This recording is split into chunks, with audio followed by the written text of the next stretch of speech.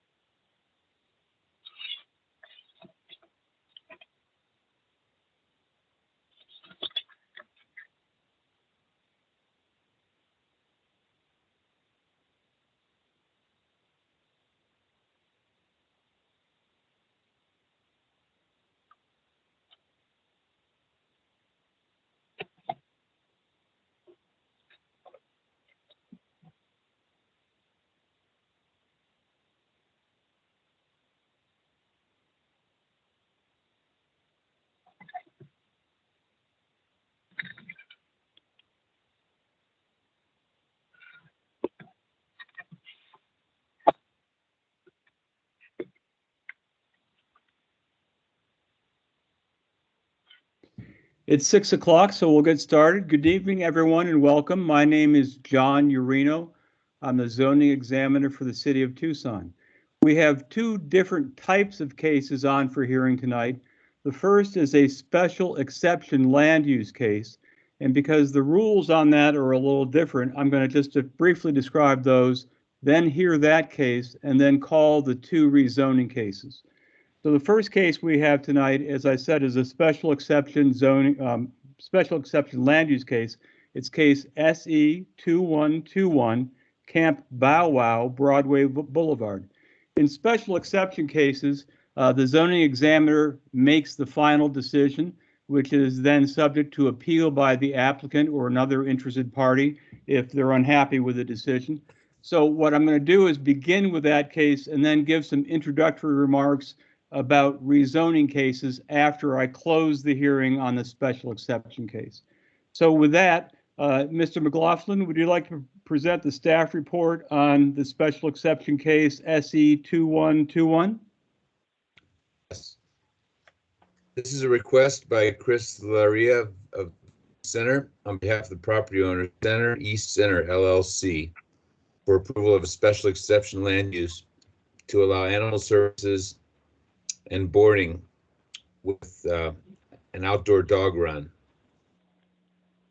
The proposed use is in an existing 6,800 square foot building located at 7810 East Broadway Boulevard on a 1.08 acre property in the C1 zone. And it's on the south side of Broadway Boulevard, approximately 500 feet west of the Pantano Road and Broadway Boulevard intersection. The proposed special exception is consistent with Plan Tucson and Antano East Area Plan and is also in compliance with performance criteria for an animal services and boarding land use in the C1 zone. Subject to compliance with preliminary conditions, approval of the special exception land use is recommended and as appropriate. And to date, we've had 0 approvals and 0 protests on this case. That concludes the staff report. Thank you, Mr. McLaughlin. Mr. Laria, would you like to be heard? Yes, sir. My name is Chris Laria. I'm with the Planning Center. I also have Linda Morales and Lexi Willett with me here today. For this project in particular, I do have a presentation prepared. However, I'm open to answering any questions if you have any. I'll leave it up to your discretion. I've reviewed the entire file, including the application, all supporting materials. But if you'd like to go ahead, Mr. Laria, with your presentation, you may. I don't have any particular questions. Yep.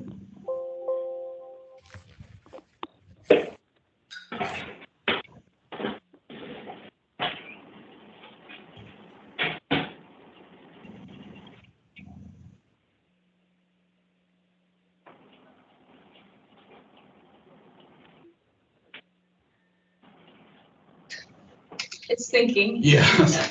Do apologize. It's taking its time here.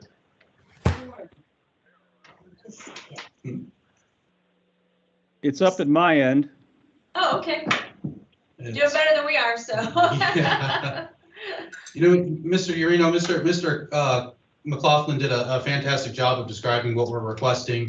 The only thing I can add is that to the outdoor dog run, we are going to exceed the requirement of a 6-foot wall and provide an 8-foot fence.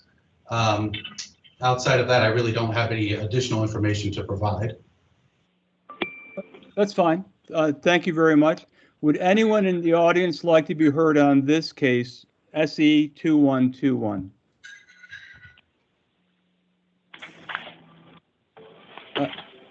Hearing no one, I'm closing the hearing on case SE 2121. Thank you, Mr. Laria, for your participation. Thank you, sir. We'll now turn to the 2 rezoning cases, and as I mentioned at the beginning, they're a little different than the special exception cases. In rezoning cases, I conduct rezoning hearings on behalf of the mayor and council and make findings of fact, which I put into a written report along with my recommendation, which I then send along to the mayor and council for their consideration and for their final decision. My report will be based on information submitted to me, which includes the rezoning application, the staff report, all written approvals and protests, all correspondence, and the testimony given at tonight's public hearing. I will also include in the record all documents submitted to me up to the close of the public hearing. A recording of tonight's testimony is being made. If requested, a transcript will be prepared. With that in mind, if you want to testify, when I call on you to testify, I would ask you to please speak clearly and begin your testimony by stating your name and your address. What happens after the close of the public hearing in each of the rezoning cases is that I first prepare a written preliminary report within 5 working days after the close of the public hearing. I then prepare a final report that will be issued 5 business days after the preliminary report. For those of you who wish to receive a copy of the preliminary report, all right, I have to ask folks in the audience to please go on mute. We get a lot of feedback otherwise, and I apologize for that. I should have said that at the outset. So if you're not a party to the case and you want a copy of my preliminary report, you can send an email to tucsonrezoning@tucsonaz.gov. Again, tucsonrezoning@tucsonaz.gov, or call the Planning and Development Services Department. A copy of my final report will be available from the Planning and Development Services Department, and I send my final report along to the mayor and council. At the scheduled public hearing on the case, the mayor and council will then vote on the matter based on my recommendation, along with other factors they deem appropriate. Tonight's public hearing will proceed in the following manner. I will open the public hearing on each of the 2 cases. I will then ask the Mr. Beal, John Beal of the Planning and Development Services Department, to give a brief presentation of the case. Okay, now someone is not muted, so please, if you would mute and you're not, I think it's whoever's thank you. He'll give a brief presentation. I will then ask to hear from the applicant. After that, I will open it up to hear from anyone else in the audience who would like to be heard. Now, I have requests on the first case from one speaker, and I have requests on the second case from 4 speakers. And I will hear anyone who wants to be heard on either of the cases. I will call on them first, those who've asked to speak first, I'll call on them. Someone asked, how do I know when it's my turn to speak? I'll call out your name. If you're participating by phone, you can unmute and go for it from there. And again, please start with your name and address for the record. After I call on the folks who've indicated by email or otherwise they want to speak, I'll open it up, and we'll just have to be kind of courteous with one another. Go ahead and say your name and address, and others can then mute, and then you will certainly be called upon later in the case. Here's the important thing I want to stress for everyone, because I can have no communication with anyone outside of this public hearing about the merits or issues involved in these cases. I invite you and urge you to speak tonight if you have something you'd like me to consider. With that in mind, I'm going to call the first case. It's case C9-2121, Medical Square, Planned Area Development, Tucson Boulevard, R2 to PAD. Mr. Beal? Yes, this is a request by Rory Juneman and Robin Large of Lazarus and Sylvan on behalf of the property owner Kim Kleiman and the Medical Square Owners Association to rezone approximately 5.84 acres from R2 to PAD zoning. The rezoning site is located at North Tucson Boulevard between East Adams Street and East Elm Street. The Medical Square location consists of 8 buildings, medical and professional office complex that operates as a legal non-conforming use. The proposed PAD zoning will codify existing uses and structures to bring the property into conformance with the Unified Development Code. The PAD will also add some medical-related personal service uses that fit within the property's current natural medicine uses. The UDC does not clearly define natural medicine uses. The primary purpose for the applicant's request for the Medical Square PAD is to codify existing conditions on the property and allow for a limited expansion of permitted uses that are complementary with the existing uses today within the Medical Square development. No new development is proposed, and the proposed PAD aims to support the continued productive use of the property as a medical plaza.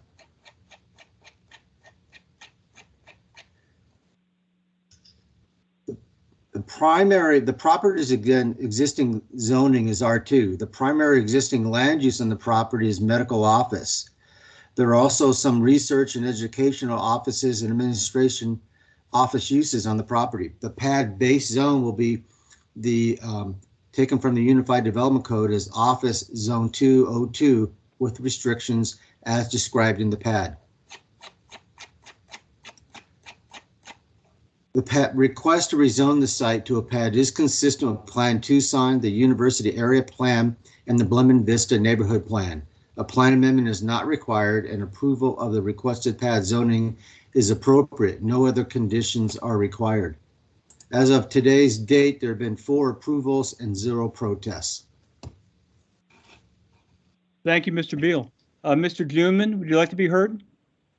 Yes, thank you, Mr. Urino. For the record, Rory Juneman, 5983 East Grant Road, with Lazarus and Sylvan. We represent the Medical Square Owners Association. I also want to introduce Robin Large as our senior planner. She wrote the PAD for the most part. And Rob Rao is representing the Owners Association as well. He's on the meeting tonight. So this is a pretty unique rezoning, a pretty unique PAD. So I'm going to run through a little bit of the background and then kind of touch on the high points of the PAD document. Talk a little bit about our outreach, and then happy to answer any questions you have anytime really throughout the presentation. You okay if I go ahead and share my slides? Please do. Okay.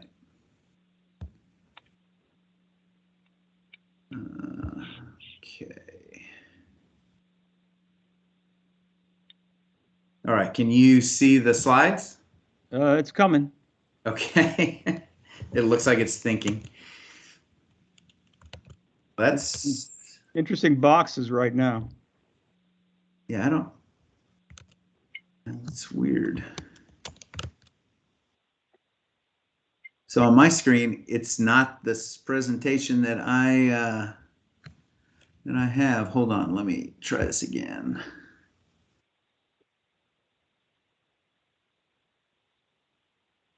Huh.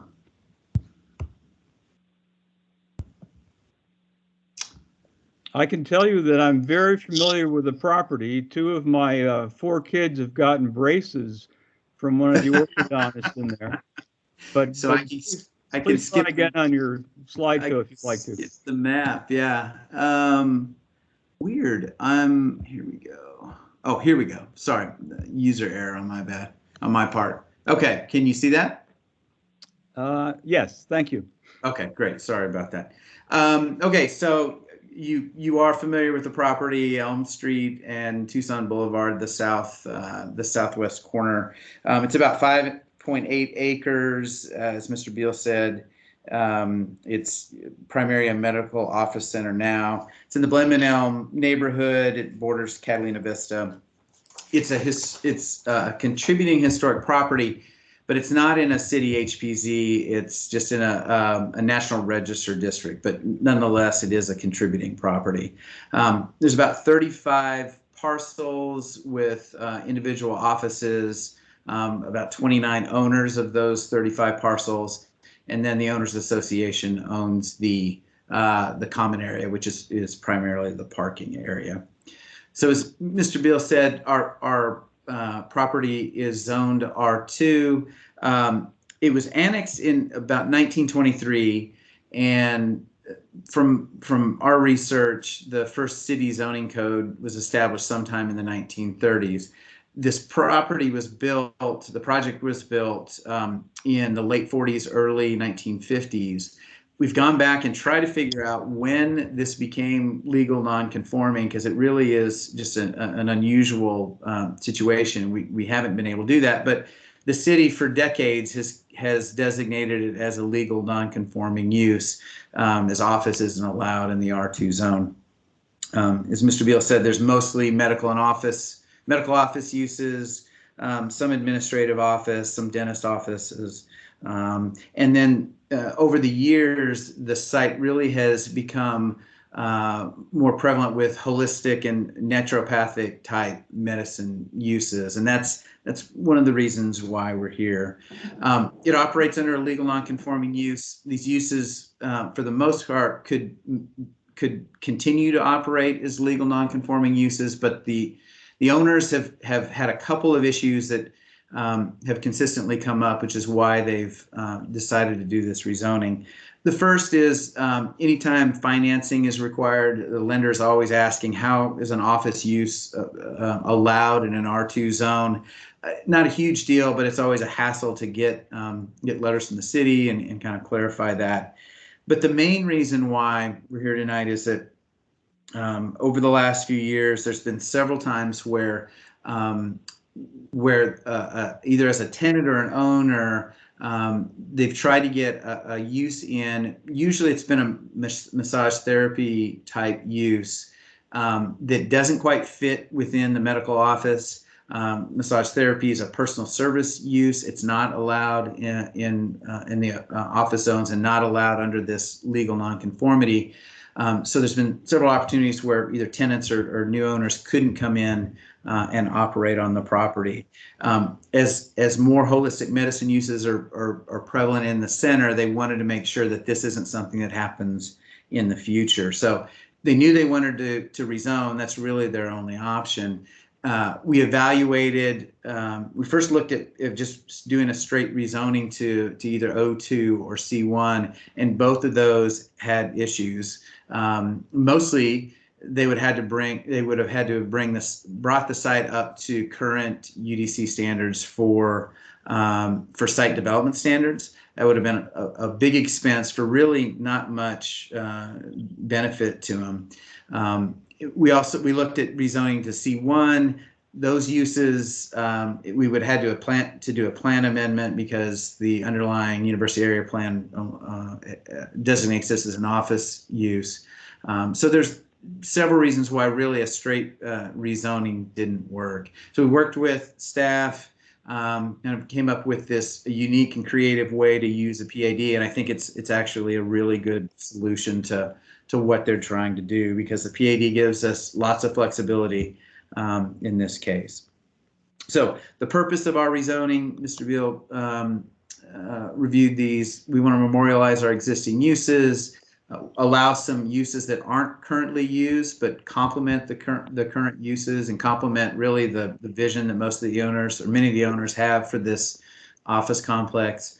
We want to allow the site development standards to really reflect what's out there right now, and then also affirm the property's historic status. And we've included a little process there that really will make sure that the property doesn't lose its contributing status to the Blenheim Elm Historic District. So just to kind of review the main aspects of the regulatory parts of the PAD. We're basing this on the O2 zone, so all the medical and administrative professional office uses are allowed, but to make sure that the holistic medicine, the naturopathic medicine uses that many of the owners have right now, and to allow things like massage therapy as a medical office use in the future, we've created a pretty robust definition for holistic medicine that we think will eliminate that issue in the future. We've also prohibited several uses. Residential is one of them. It's currently, the current R2 zoning really, I think, caused some concern with neighbors that potentially somebody could come in and buy all of the units and redevelop the site for single or multifamily residential. Within this pad, that wouldn't be a possibility.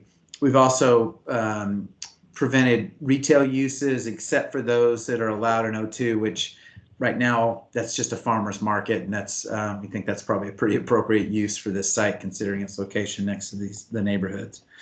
For the development standards, really we looked at the current physical layout of the common area and the parking lot and the buildings to come up with development standards that essentially say what's out there now is allowed. That includes landscaping, setbacks, lot coverage, heights. That's all written into the PAD.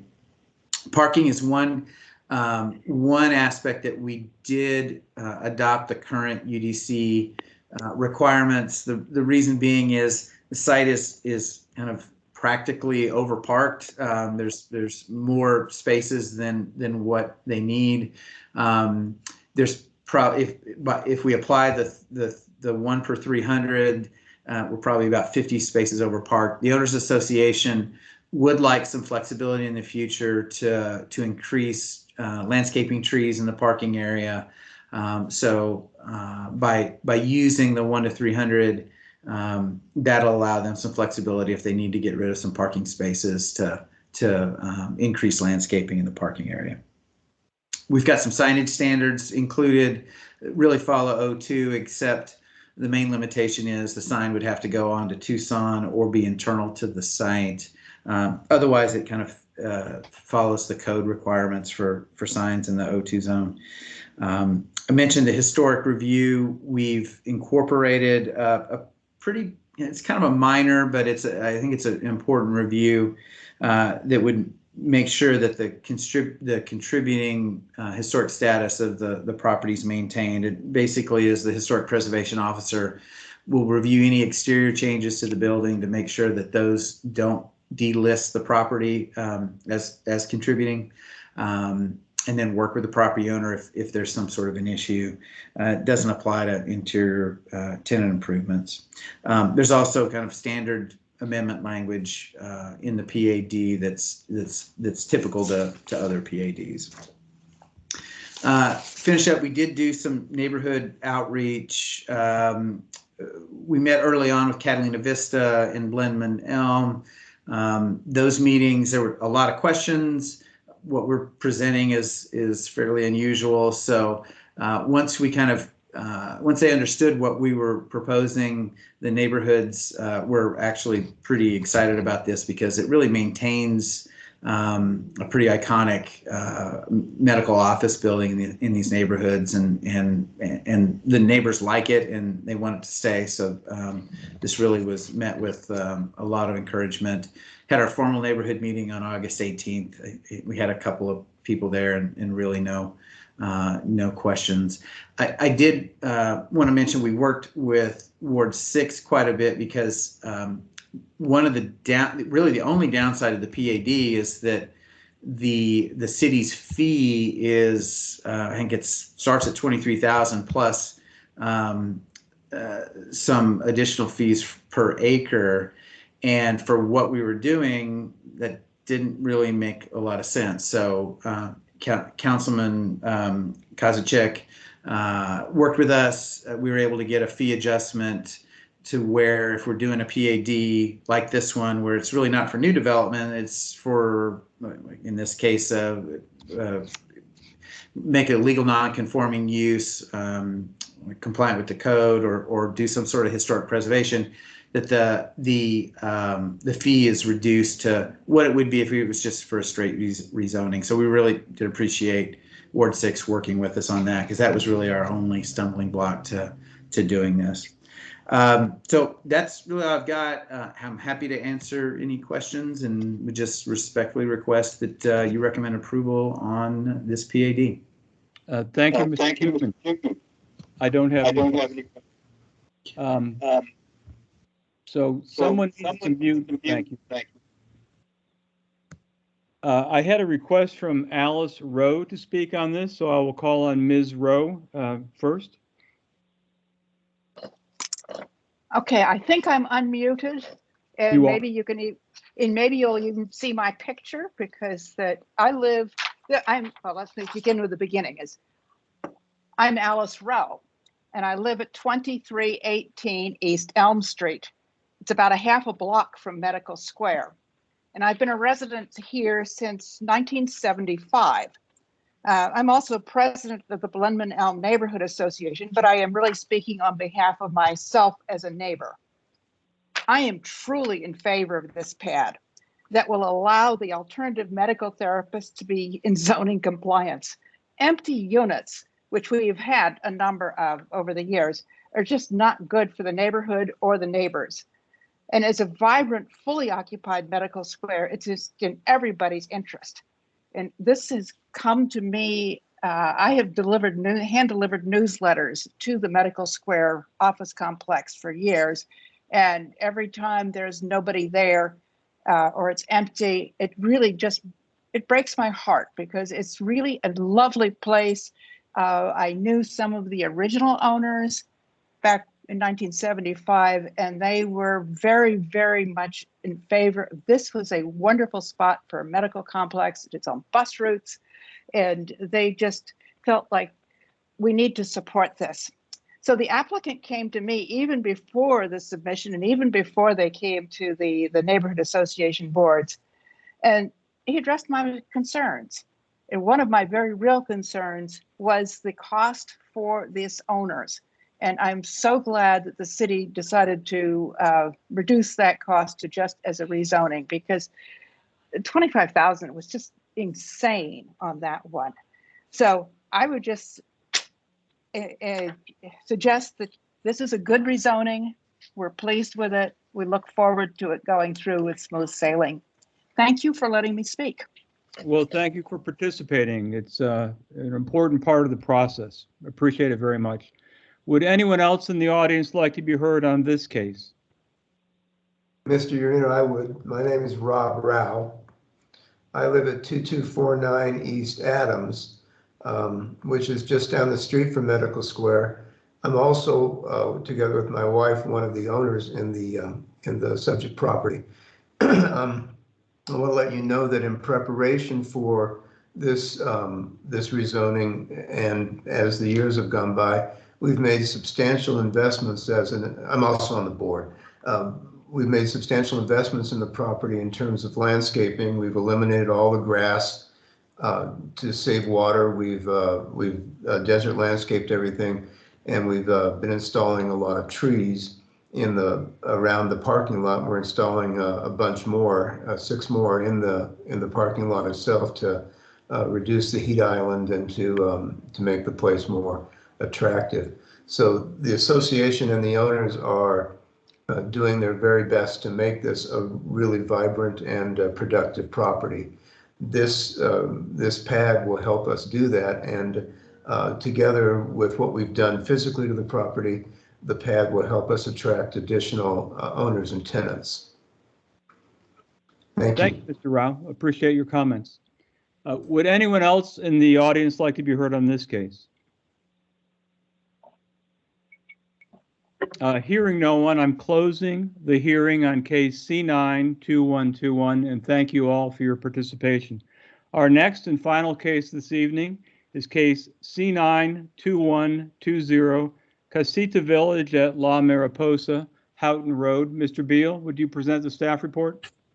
Yes, this is a request by Lexi Willett of the Planning Center on behalf of the property owners, Saunders Amos LLC, to rezone approximately 19.79 acres from SR to R2 zoning.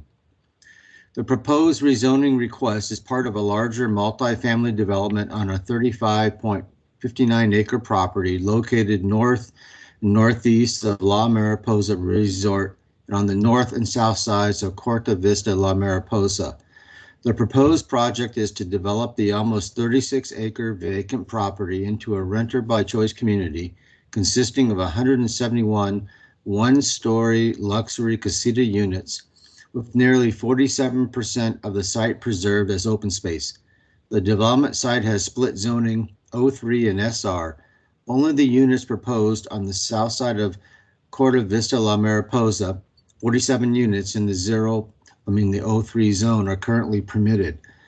The 19.79 acre rezoning site is located approximately 1/2 mile south of Tanque Verde Road on the northwest corner of Houghton Road and Corta Vista La Mariposa and consists of 6 contiguous parcels. The applicant is seeking to rezone from SR to R2 in order to develop 132 units in addition to those currently permitted in the O3 zone.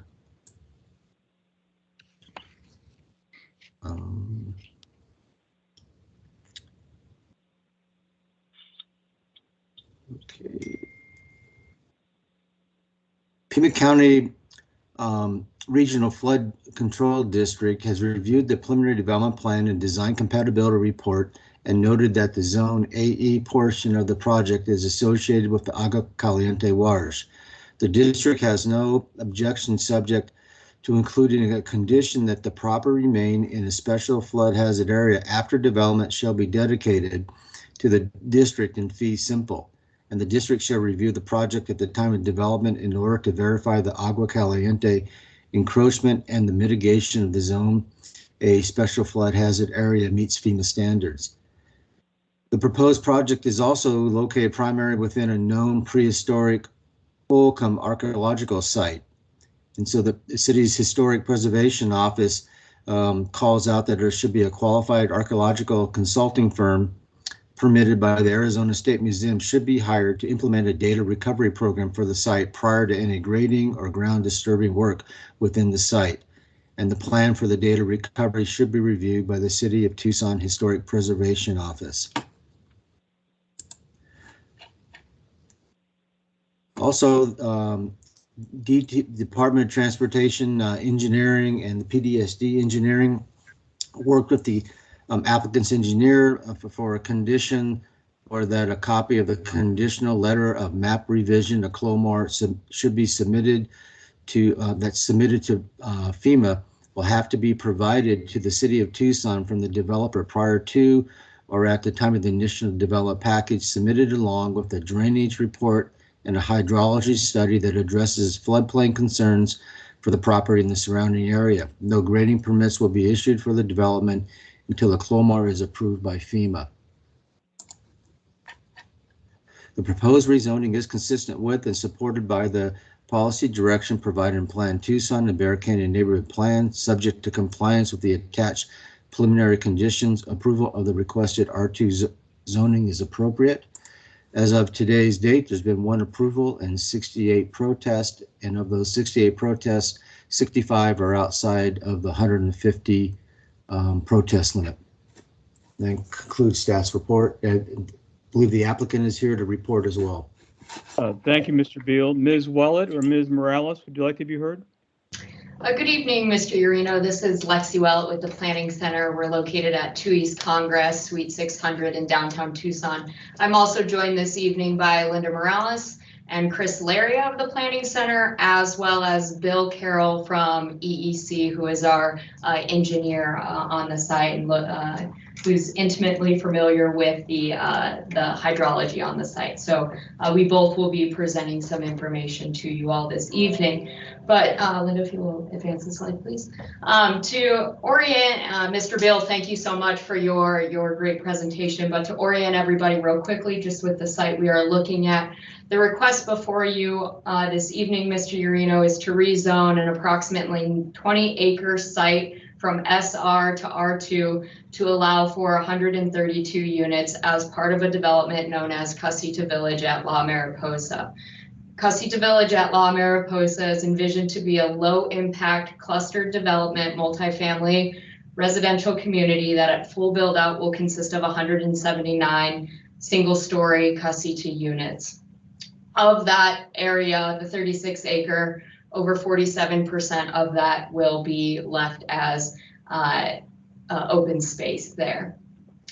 To look at the site a little bit more closely here and really examine the rezoning area, again, the request before you is for the 20 acres outlined in yellow. So my presentation will largely focus on that. That being said, some of the discussion naturally involves the entire site. So I just wanted to orient you with this exhibit to show you when I refer to rezoning area, that's what I mean. It's the area in yellow. The entire site development is the area shown in black there.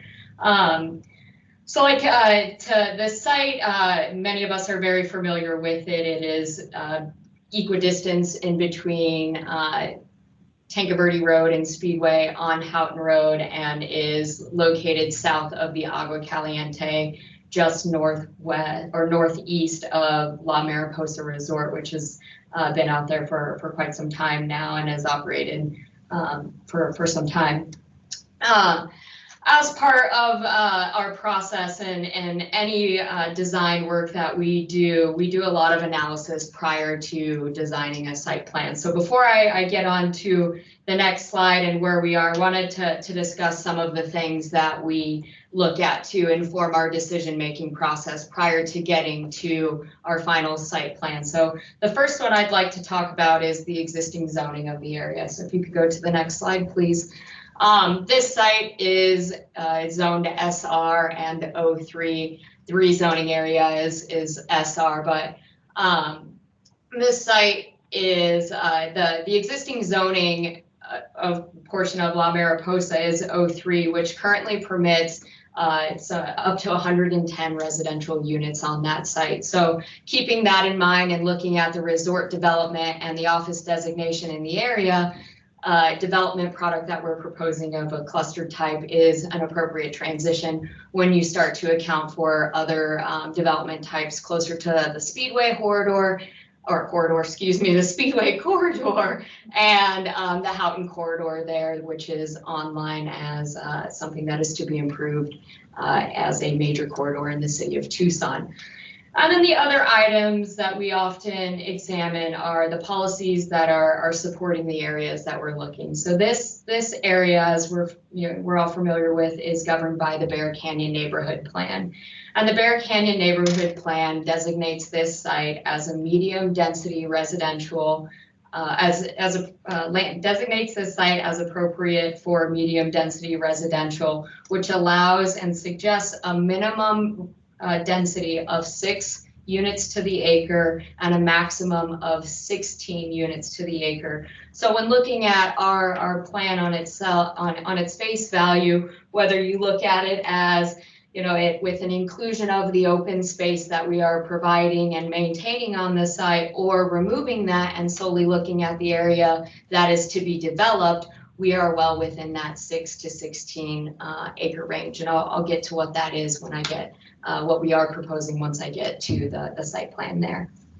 And then in addition to what the Bear Canyon Neighborhood Plan suggests, it suggests that that this is appropriate if a flooding solution can be, a satisfactory flooding solution can be determined on this site. And per some of the analysis that I'm going to let Bill Carroll, our civil engineer, describe further in the presentation, and the conditions that Mr. Beal has mentioned in his report, we are confident that there is a satisfactory solution that can be worked out. So moving on to the next items that we analyze in creating this site was looking at the existing flooding conditions, because we know that the Agua Caliente in this area historically has had some flooding challenges associated with it. So prior to embarking on the rezoning effort, which Bill Carroll will describe further here in a moment, we did some legwork, heavy lifting, and looking at what the existing flows, did some preliminary modeling, and then further delineated where protected areas would be. And so we've established a limit where development cannot occur, and that will be preserved as open space moving forward. So before design, we looked at all of those things and came up with the developable area, what made sense without creating any impacts on adjacent properties, and what was feasible for the site itself and the constraints associated with that. So taking all of those things into consideration, we landed on the site plan that you see before you, which, as I mentioned, is a cluster development that for the purposes of the rezoning is to include 132 single-story units on the northwest corner of Corte Vista, La Mariposa, and Houghton Road. Access to the proposed community will be provided at 3 locations for the whole development, or 1 location for the rezoning area on Corte Vista, La Mariposa. Landscaping and screening will be provided in accordance to the City of Tucson requirements. Drainage basins will also be provided to allow for additional retention and detention. And then we have a significant preservation of open space that we will be preserving as open space there. So as part of this process, we held a neighborhood meeting back in July where we had 25 neighbors come to that meeting. And I think the summary of that meeting is very similar to what the protests are. And if I can distill all of the concerns I have heard into a couple items, the concerns are in regards to traffic, density, and flooding. And so I'm going to address the 2, traffic and density, and then I'm going to turn it over to Bill to discuss flooding and further describe the analysis we've done to date, and then our plan of attack moving forward, if you will. So traffic was a huge concern we heard, but it was primarily in regards to traffic exiting onto Bonanza Avenue. So that's on the eastern side of the western side of our property here, well outside of the rezoning area. But that being said, it is a part of the overall development, so it's important to address. We are not proposing any access, cross access. Our intent is to not allow for any access out there. And so by way what we're interested in providing is the developers are committed to working with the resort to support whatever endeavors they choose for access management of the resort. We're open to support that. And then the developers are open to including signage at the entryways that encourages the folks on the northern side of Corte Vista La Mariposa to exit to the left, so they can only, we're encouraging them to exit towards Houghton Road. And then similarly for the development on the south, signage will be installed. And on the next slide, I have examples of what that signage may look like. So it would be an installation of a sign that said left turn only as you exit the community, or right turn only as you exit the communities. And then additionally, we could install a signage type that suggests that it's a private road beyond our site, and no through traffic is acceptable from our residents unless it's resort traffic. Similar, we're open to wording if that's something for people that they would like to see. We're open to that, but that's the recommendation that we feel is a way we can control access to Bonanza without the control of the resort's access there. And then the other I think I touched on was density, and as I mentioned, the Bear Canyon neighborhood plan, which is heavily relied on in the city, suggests that this is a 6 to 16 rack development. And so the area outlined in yellow, when you look at it, including the open space, we're proposing a density of a little over 6.6 units to the acre. And when you remove that open space, so the area to be left as natural, you're just under 10 acre or units to the acre. So we're still under the mid-range of the permitted density allowed within the Bear Canyon neighborhood plan. So, and then there's been a lot of concerns about the Bear Canyon neighborhood plan not being honored and agreements not being honored in as part of this process. And I just want to take a step back and talk about what the rezoning process entails, just for folks to understand. Prior to embarking on any rezoning, the first step in the process is to go through what is known as a pre-submittal meeting or pre-submittal conference with staff. And at that meeting, it's got a representation from planning and development services, departments such as planning, engineering, I mean, the list goes on there. And then there's also Department of Transportation, etc. A number of folks in the room. And as part of this process, the planning department determined that our proposal was in compliance and an area plan was not, an area plan amendment, or area plan amendment was not necessary. So our based on the merits of our proposal, the RAC, the compatibility with the cluster development and the preservation of the wash, we believe that this is in compliance. So with that, I'm going to turn it over to Bill to address some of the flooding concerns we've heard. Sure, but before you do, Ms. Willett, on the traffic piece, am I hearing you correctly in saying that the residential development on the rezoning area will access over Corte Vista La Mariposa onto and off of Houghton? Is that right? Yes, Mr. Urino, that is correct.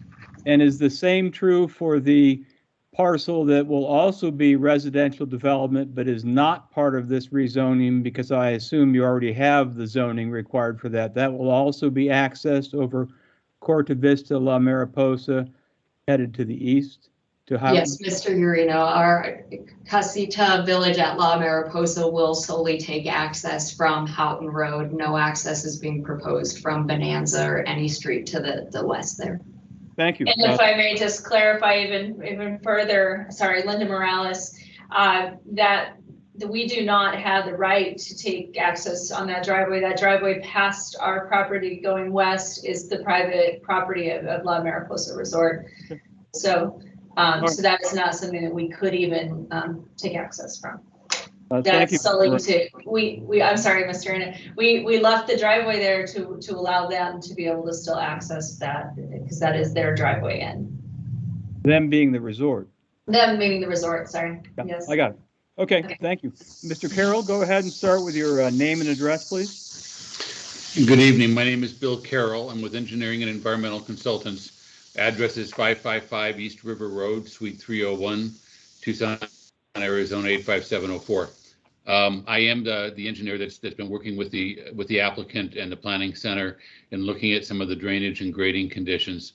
It's an interesting piece of property falling between the Agua Caliente and the Tanque Verde Creek. There are two different FEMA zones that affect this piece of property. One is an AE zone and one is an A zone.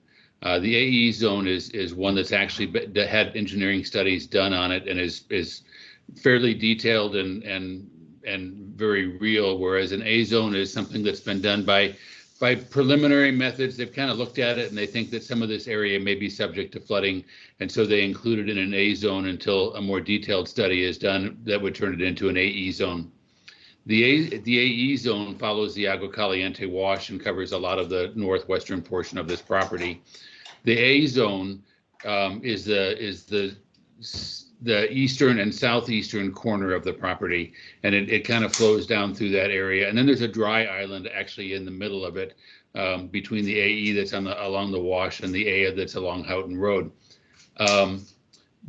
There has been concern because the discussion that we would be bringing some fill material in, raising up portions of the site to bring it out of the floodplain. The majority of the work that would be done on there in terms of raising would be in that A zone, the area that has not really been confirmed to be in the floodplain. And we have done some preliminary studies on this project, even before the rezoning was initiated, to make sure that it was viable to be able to create a higher area of elevation for units to be built outside of the floodplain without impacting people either upstream or downstream or on the opposite side of the Agua Caliente.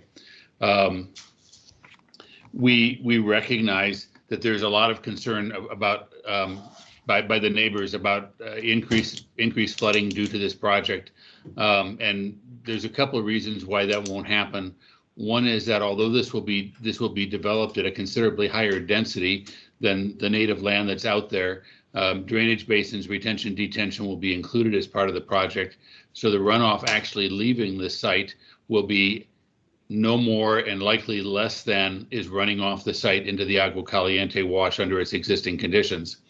The other reason is that all work that would be done in terms of grading and any raising of the site would be done strictly in accordance with FEMA standards, and FEMA standards require that nothing can be done within a floodplain that would impact any neighboring property upstream, downstream, or on opposite side of the wash by more than 1/10 of a foot rise in elevation. And so obviously that 1/10 of a foot is relatively insignificant and probably outside of the reality of a real study to be able to determine. But that's both the City of Tucson standard, the Pima County standard, and the FEMA standard. And so all of our work will be done in accordance with those standards, and any fill material that would be brought in that would be placed within any of the floodplains, either the A zone or the AE zone, would be done such that there's no appreciable increase in any flooding on any of the neighboring properties. There will be no work done inside of the floodway. There's been some concern expressed that there has been done work in floodway, or there could be work done in the floodway. And in fact, as the county has indicated, they want all remaining floodplain of the Agua Caliente wash to be dedicated fee simple to the county, which the owners are, or the proposed developers are willing to do. And that would prevent not only any work being done inside of the floodway, any channelization being done inside of the floodway, but it would also ensure that the open space to remain that's along the northwestern part of our property, that would be floodplain that's dedicated to Pima County, and there would be no way that anything could be done in that in the future. We also understand that there's been some concern expressed by some neighbors that there has been some fill material brought into this site. This has not been done by the potential developer of the property. It's been done by the current owner. My best engineering analysis of a drive-by look at it is it's right on the very edge of the floodplain. I don't think that the material where it has been placed is creating any problem for anyone, but as part of our analysis, when we actually get into design of the site, we will be looking at that fill material. And if that fill material is in the wrong place, it would either be removed or relocated somewhere else on the site. And the owner of the property has committed that he will not allow any more fill material to be brought in to the site while it's under his ownership. Mr. Carroll? Yes. If this is a good place to interrupt with a question. So the current owner, why and how much? I don't know why. I've never met the current owner. I read in one of the comments that there's been 100 or 150 piles of dirt in there. I drove by and looked at it the other day. I would say that there's not anywhere near that much. I would say that, I don't know, maybe there's 30 or 40 truckloads that have been dumped there that maybe are 3 feet high. And it's in a relatively small area. If you go over to the southwest corner of the rezoning area, it's probably where those, not the 4 units that are right along the floodplain, but the next 4 units to the east of them. It's in about that location. It's in an area that had previously been cleared. There's a driveway that goes back into that area. As I say, I'm not really sure why that material has been placed there, but he is committed that he will not accept any more material, and has agreed that he will close off the gate that people have been using to bring material into the site. Okay, thank you. Go ahead. You're welcome. That really is kind of in my conclusion, is that any work that's done on this property, but I mean, before the first amount of dirt can be moved, we would have to go through full engineering plans. And as I say, the city of Tucson, Pima County, and FEMA standards are all exactly the same. The client's intent is that we will get a clomer, and once the project is done, we will get a loamer. We have every intention of running this through FEMA and making sure that they agree with our analysis.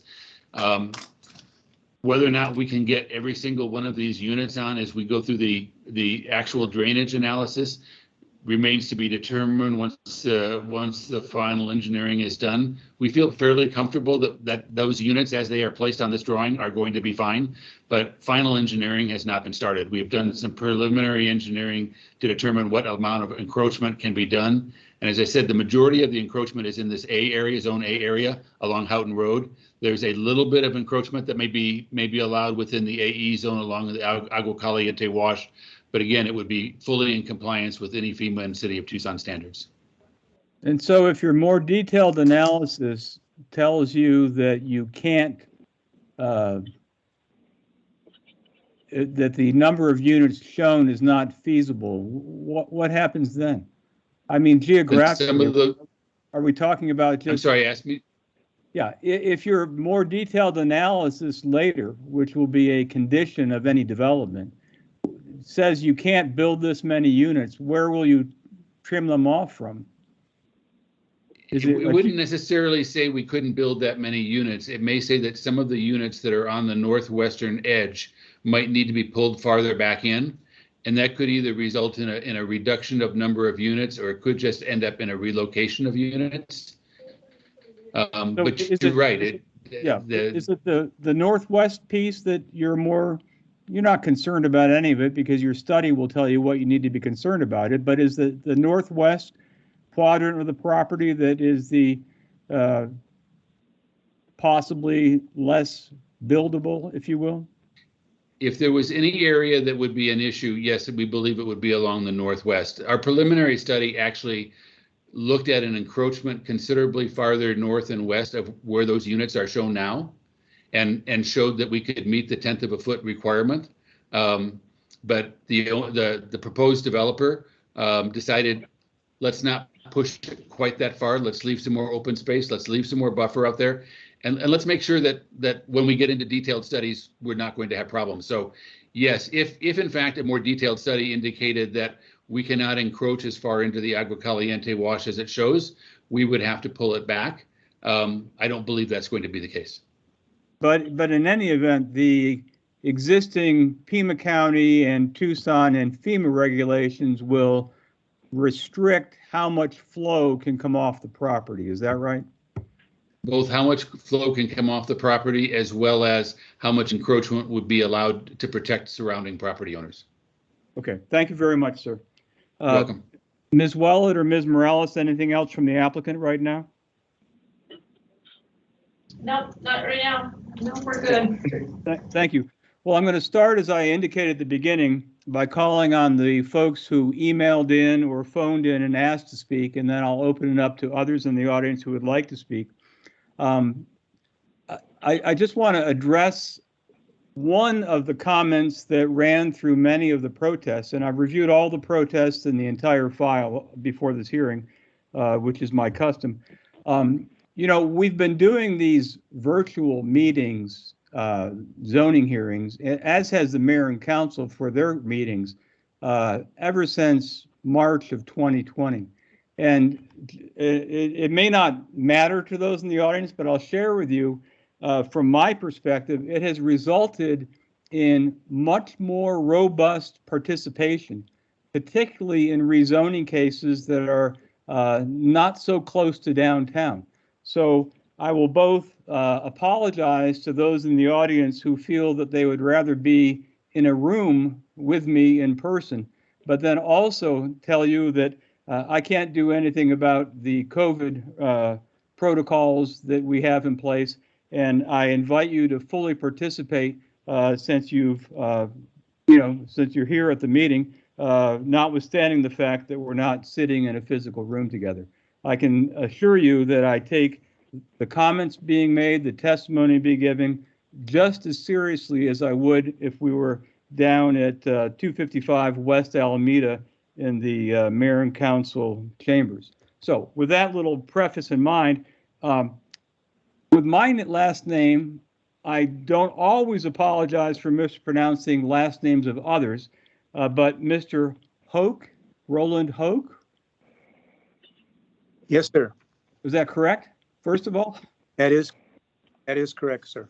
Okay, so please start with your name and address, Mr. Hoke, and then let's tell me what you have on your mind. Thank you. Good evening, Mr. Hearing Examiner. My name is Roland Hoke, and my wife and I reside at 10090 East Powderhorn Place, Tucson, 85749. I'm attending this virtual public hearing to oppose the application to rezone the land along the banks of the Agua Caliente. My presentation tonight will center on the Bear Canyon Neighborhood Plan. That plan was prepared shortly after the devastating flood of 1983. Because of the chilling memory of the terrible damage to property along the Agua Caliente, the plan pointed out the very land now requesting the higher density and said development should not be permitted, rezoning should not be permitted until the flooding issues are resolved. The city of Tucson in 1988 annexed this area between the two washes and west of Houghton. And as part of that annexation process, the city agreed to apply the Bear Canyon plan to the new city area. At that time, major flood abatement facilities were installed elsewhere, but no flood improvements were made along the Agua Caliente in our neighborhood, including the area sought to be rezoned by La Mariposa. Among the stated purposes of the Bear Canyon plan was that the neighborhood retain its rural residential character and that no rezoning should occur in the flood-prone areas until the flooding issues have been resolved. And it also says no dumping into the floodway or floodplain were to occur until the flood issues are resolved. Now, the city sent out a letter dated November 17th, 2021, which contained references to the two previous attempts made to rezone this area to a higher density. We believe those references are a little bit incomplete and kind of sugar-coated what happened. And I'd like to explain what really happened because our neighborhood was very much involved. In the 1995 case, for example, La Mariposa owners applied for rezoning. The application was processed by Planning and Development Services. Hearing was scheduled to be held in City Hall, and Planning and Development Services opined that the flooding issues were resolved and that the rezoning should be granted. Following that presentation, the neighbors provided some stunning evidence to the contrary. we introduced into evidence pictures taken that very morning of the banks of the Agua Caliente Wash overflowing by more than 3 feet across their property. This was the beginning of the 1995 flood, just coincidentally, which flooded their property for several days. Upon receiving our pictures, verifying that they were valid, the hearing officer adjourned the meeting and denied the rezoning. The second reference rezoning attempt occurred in 1998. In that case, again, the file was presented to the hearing officer by Planning Development Services with a signed recommendation that the rezoning be approved. The department head of Planning Development Services stated in writing that the project was in compliance with the Bear Canyon plan. The flood issues in the area had been resolved. The neighbors, however, had obtained a copy of a letter that was sent to that very man 1 week earlier from Pima County Flood Control District that clearly stated that the flooding issues had not been resolved and that the district needed further time to study and model the area. When we presented the letter to the hearing officer, he turned to the planning development staff in attendance and asked if they had known about the letter.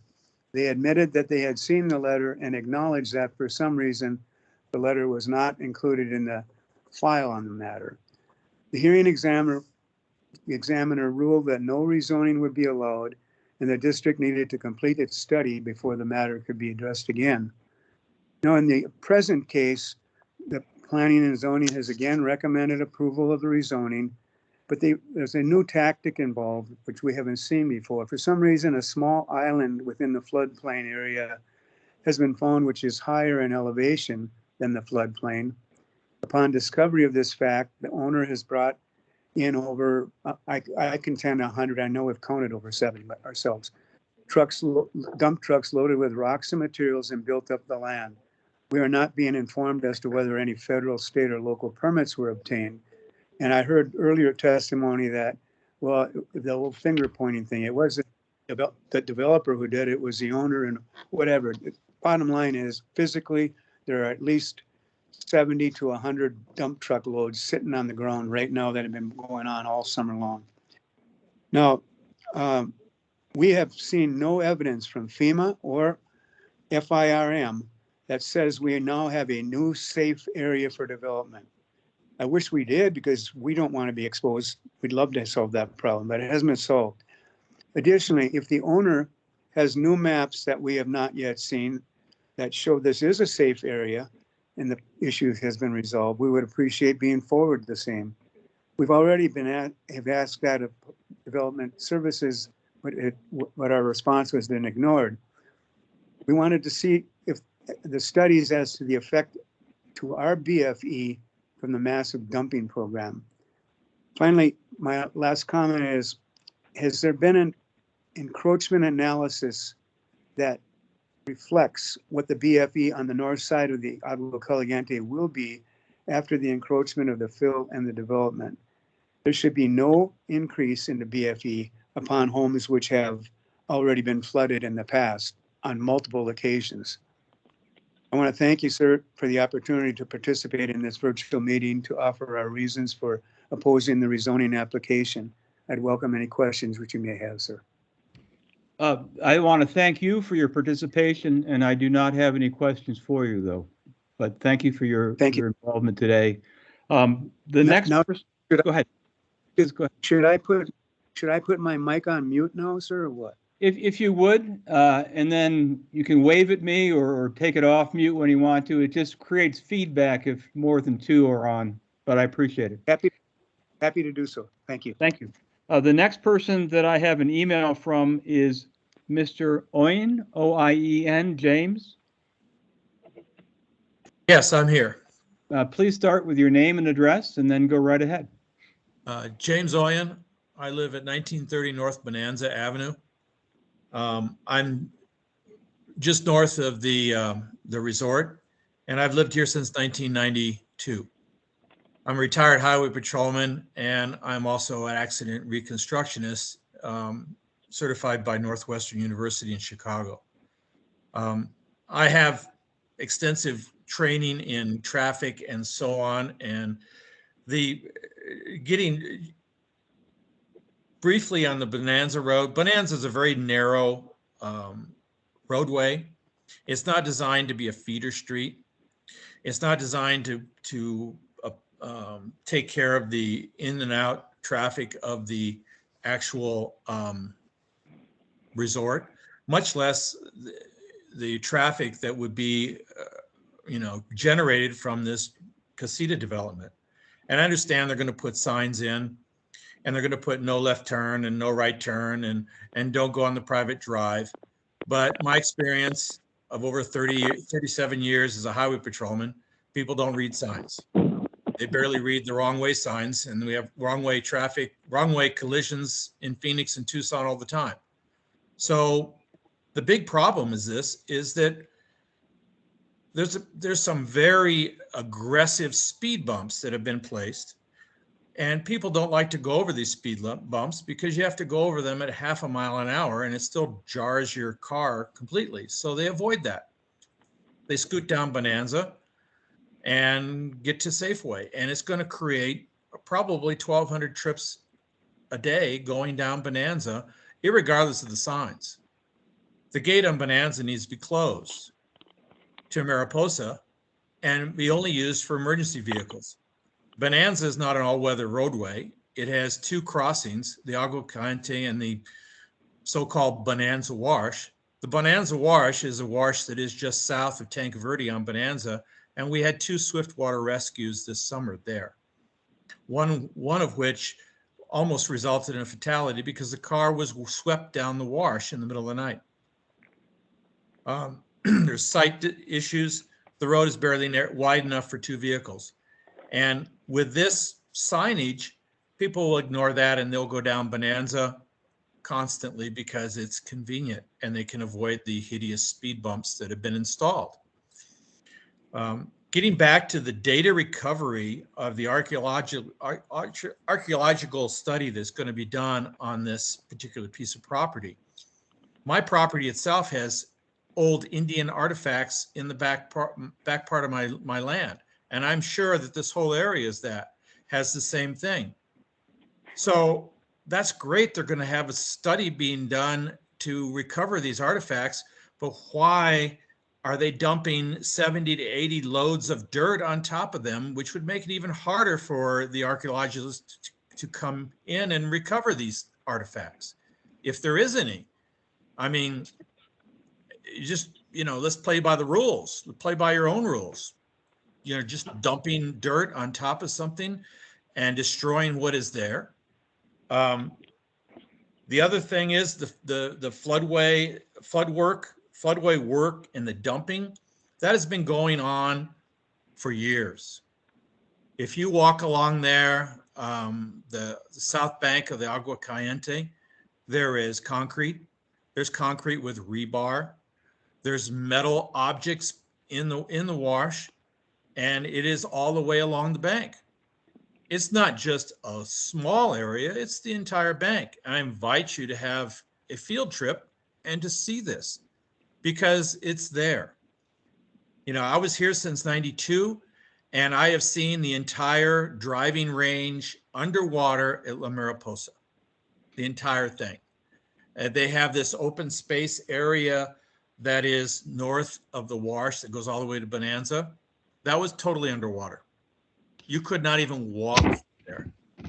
And they've done upstream mitigation to the flood issue. And FEMA said, oh, this is going to make the 100-year flood line decrease. It has not. It has made it increase on my property. And I'm sure other people have the same thing. The problem is they've increased the flow of water upstream from Bonanza on the Agua Caliente. So the water runs quickly down the wash, carrying sand and whatever else debris that it has until it reaches Bonanza, where it turns into the natural wash where it has not been molested. Result is sheet flooding on all the residents in this entire area. And to further dike the agua caliente in any way, shape, or form will cause more flooding and more backup once that water reaches Bonanza and it backs up and floods. It's the natural course of things. You know, the agua caliente flows into the Lee Riparian area, which is a natural preserve of wildlife, birds. I've even have pictures of pygmy owls on my back porch and a rare snake that I found.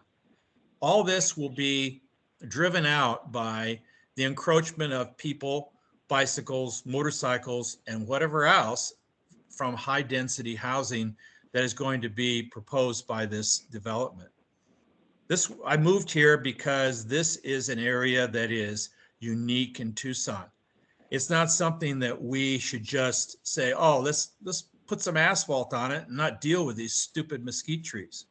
But no, we should have this because I grew up in Tucson and I like to see some resemblance of what we used to have in this area rather than just having it developed for profit.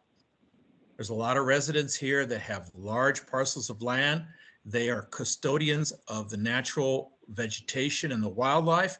And why should we poo-poo them and say, well, you know, it's your land, it's too bad, but we're going to develop this. And yeah, the bicycles and the kids and everything else are going to run all over the place. And pretty soon you won't see the wild ducks or the cranes or the foxes or the javelina or the bobcats or the wild ducks. They're going to be gone because they don't like people.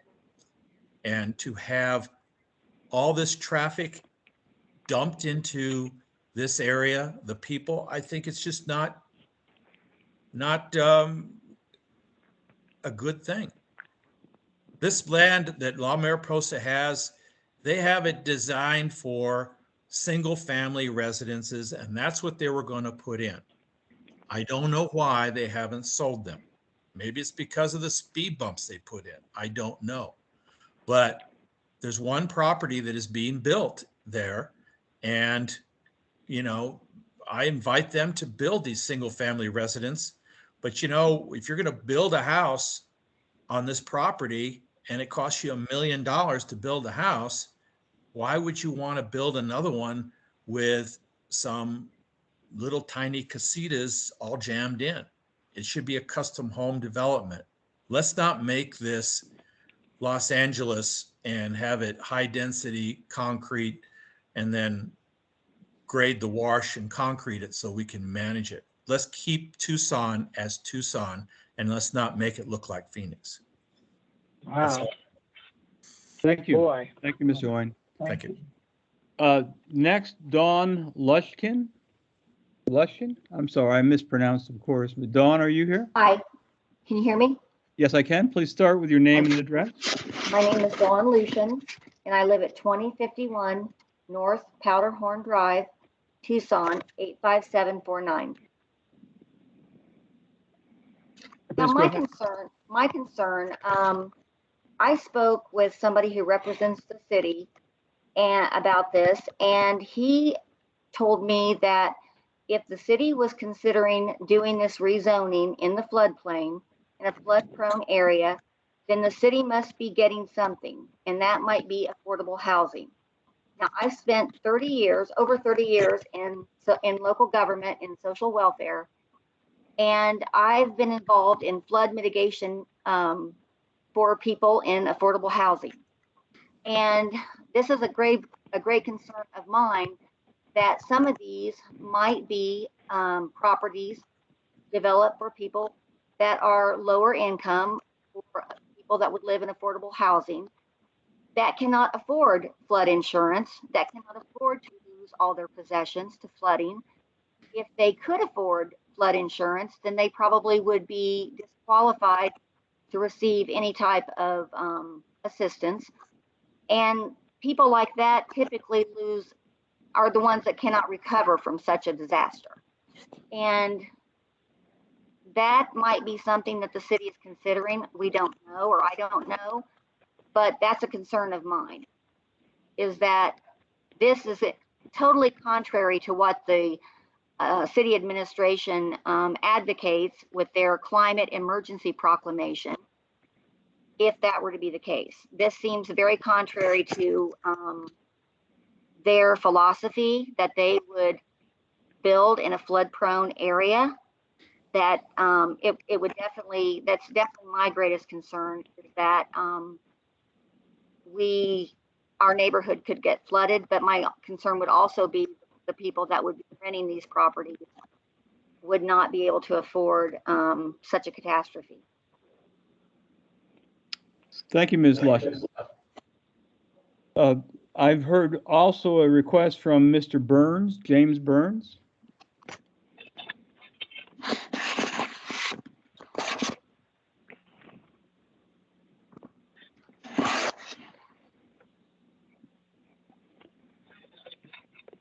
Mr. Burns? Yes, can you hear me? Yes, I can. Thank you. Go right ahead. Name and address first. Thank you. My name is James Burns, and I live with my wife at 9892 East Forest Grove Loop, Tucson 85749. You know, I wish to speak primarily to the impact of this proposed development to my neighborhood. And my neighborhood consists of 30 residences that are either along Bonanza Avenue or on Forest Grove Loop. So there's 30 houses there, 29 of which are occupied year-round, and one is occupied about 2 weeks out of the year. The Pima Association of Governments, and I want to speak primarily to the traffic issue. There's others that are much more knowledgeable than I with respect to the flooding issue, and I'll let them address that. But the Pima Association of Governments, per Mr. Clark's 11/17/21 memo on page 4, says that this development will generate approximately 1,263 trips daily. You have to remember that number. A few years ago, actually for 5 years, I was a board member on the Bear Canyon Neighborhood Association, and then thus became familiar with the Bear Canyon Neighborhood Plan, which was adopted on October the 9th, 1984, and amended in 1988 and 1999. To summarize, the goals of this Bear Canyon Neighborhood Plan is to protect and stabilize the character of the neighborhood that we're talking about, the character of the Bear Canyon neighborhood. In my neighborhood, where I live, is directly on Bonanza and will be drastically affected by probably many, I don't want to say most because I don't know, but many of those 1,263 trips per day are going to be coming down Bonanza. The goal of the Bear Canyon Neighborhood Plan was to protect and stabilize the character of the neighborhood, to preserve the integrity of established neighborhoods. And so specifically, I'm addressing the neighbors along Bonanza Avenue and on Forest Grove Loop to protect the integrity of that neighborhood. And it also encourages, the plan encourages a mixture of housing types, emphasizing single-family owner-occupied dwellings, not luxury rental casitas. And also, and most importantly, it says to discourage additional traffic into developed subdivisions. And this development is going to do exactly that. And no matter how many signs you put up that say no left turn, there are cars that are going to go down to Bonanza Avenue in order to get to Tanque Verde to head to the northwest.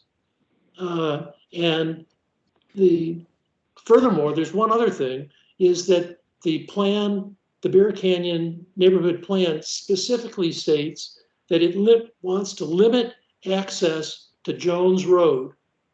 Well, if you've been in Tucson a long time, Jones Road was renamed to Bonanza Avenue. And it was specifically addressed that it wants to limit that access. And that was when the lakes at Castle Rock were going in. And there is no access from any home or property in the lakes at Castle Rock onto Bonanza.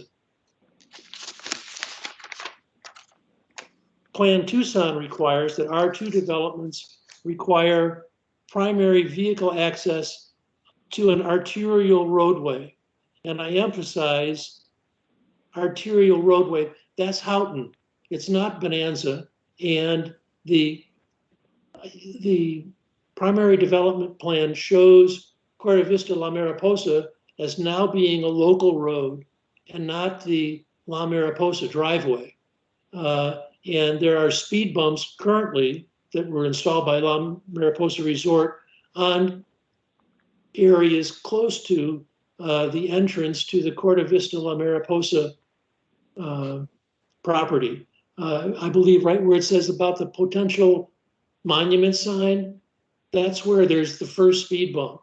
And then speed bumps continue all the way down to, if you're looking at that map that's on the screen right now, those speed bumps continue all the way down to the driveway to La Mariposa Resort to remain, where cars pull into the La Mariposa Resort.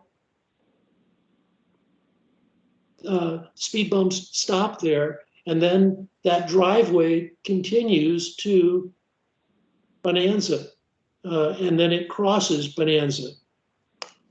And I can guarantee you that homes,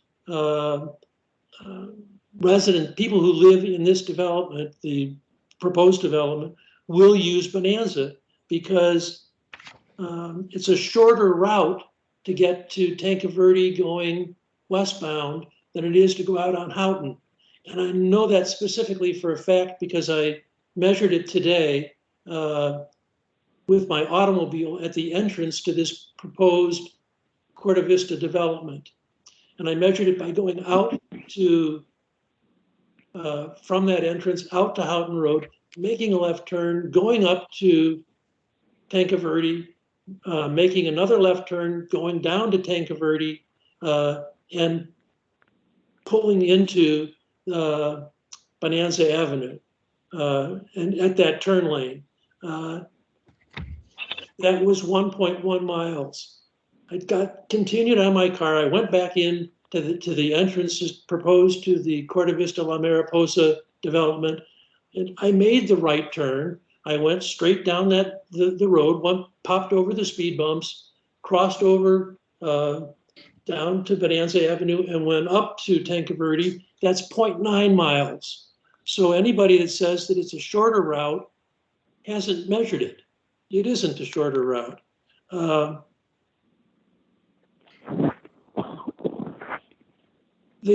no public streets enter into onto Bonanza, that doesn't mean that they're not going to be using the driveway that I call it. The DCR and Mr. Clark's memo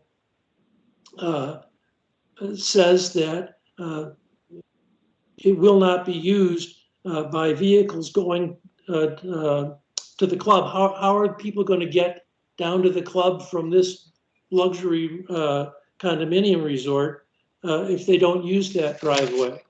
And I know that many people use this road to get into the La Mariposa area. Today, it's primarily to the resort or club. And I know that because I live on the corner of Bonanza and Forest Grove Loop. And I hear the cars starting to stream past my house at 5 o'clock in the morning. And I know that they're not going to any of my neighbors' homes. There aren't that many neighbors between my house and the entrance to this La Mariposa resort.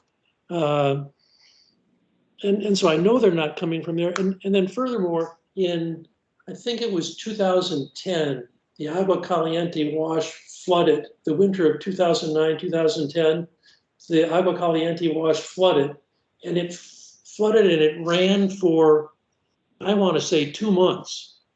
And there was no traffic.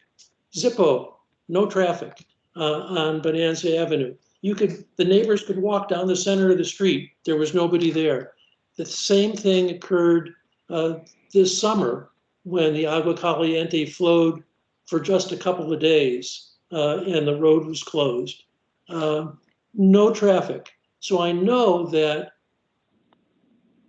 unless the road is flooded or unless the access to La Mariposa Resort is blocked off of Bonanza, then people are going to travel that way. I don't know how signage would be enforced. Whether the Cordon La Mariposa is going to be a local road that the city maintains and the city then has legal jurisdiction over traffic control on it, or whether it's going to remain as a private street. And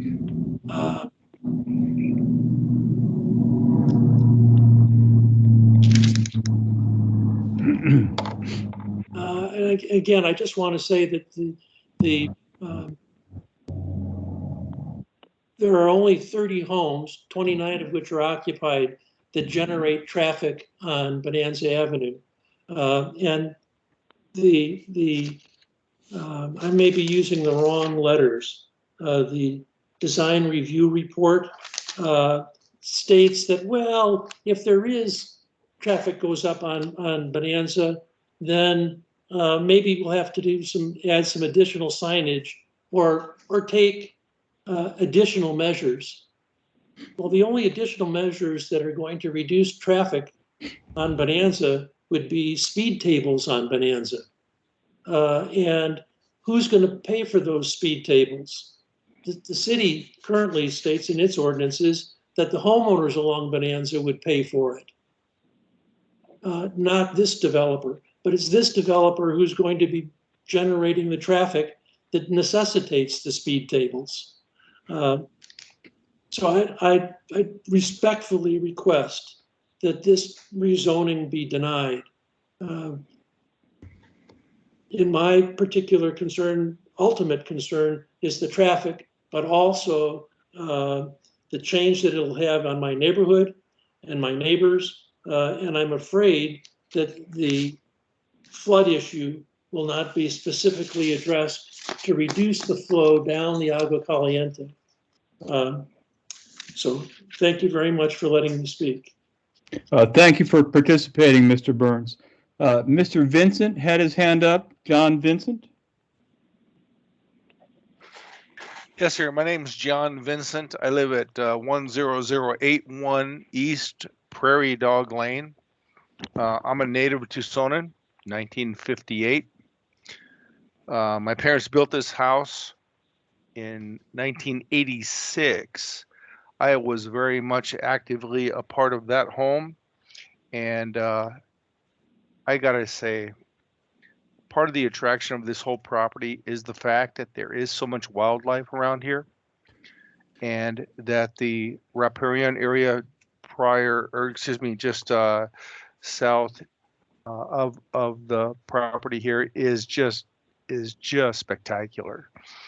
You know, the javelina that run through my property almost on a daily basis is just a godsend. And I know for a fact, being a hunter and an outdoorsman, that this is going to destroy that. Absolutely. The more property you bring, the more development you bring into an area. I don't care what they call a green area. I'm sorry, that's a joke. Because if you bring a high density amount of construction into an area, that will destroy that wildlife habitat. And this is a wonderful habitat. It needs to be preserved. That's far more important than the developer's interest in making a profit on putting some property in this area. Like Mr. Burns explained, I mountain bike and I walk up and down Bonanza Avenue almost on a daily basis. The traffic that comes out of La Mariposa exceeds the speed limit. There are homes along Bonanza that have signs that plead for people to slow down and drive as if they live there. To increase the amount of density in that area is going to make that road incredibly dangerous. It's already dangerous now.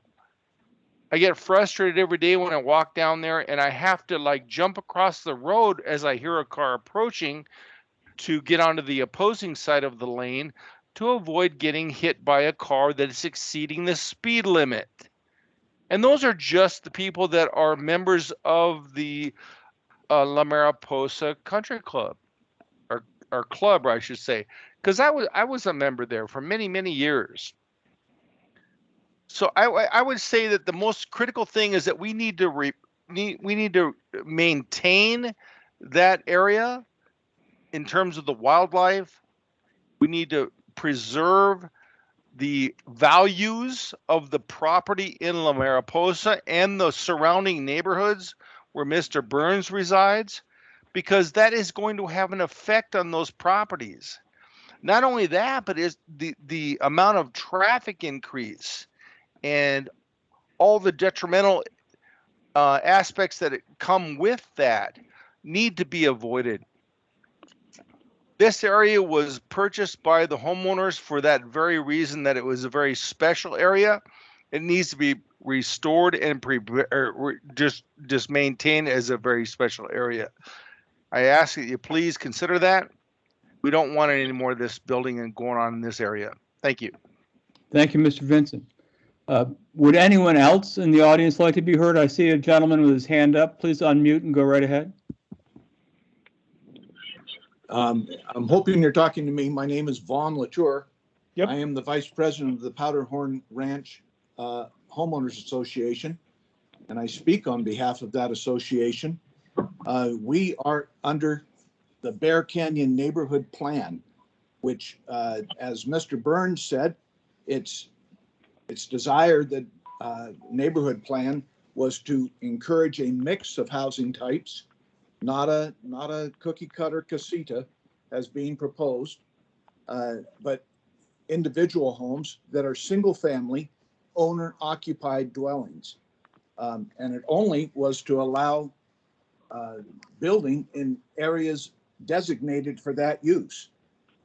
The problem that we're having here is that this entire property it's here, it's not in the Agua Caliente wash per se, but it's within the 100-year floodplain. And that's been proven again and again. 1983, the La Mariposa was completely flooded and shut down, as I understand it, for 3 years. We've had floods in 1995. We've had floods again and again, not the least of which was this summer, where we had the aforementioned events on Bonanza that were emergencies due to flooding. On page 15 of the Bear Canyon Neighborhood Plan, under policies, it actually says that it prohibits development within the 100-year floodplain of major washes, which this area clearly is. And for the zoning committee to even be considering building in a floodplain baffles me. The engineer, Mr. Bill Carroll, stated that he drove by and didn't see any evidence of any buildup. A few piles, he said, maybe 3 feet tall. Well, I actually went on the property, and although I was asked to leave, I filmed and photographed over 70 piles that were 5 feet tall. Speaking with the gentleman that asked me to leave the property, he told me that they were going to be building up the area for these homes. 53% of the area will be built up for the home. 47 is going to be deeded over to the city. I know the city can't wait to get its hands on some useless land that's in a floodplain.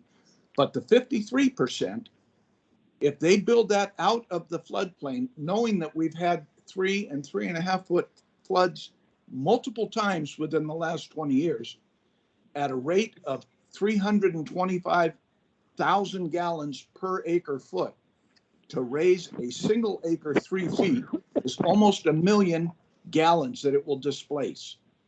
Doing that over 10.48 acres, which is what they're currently trying to get rezoned, puts over 10 million gallons that would have been on that property and redistributes it. The only place it can go is north, which is the Powderhorn subdivision.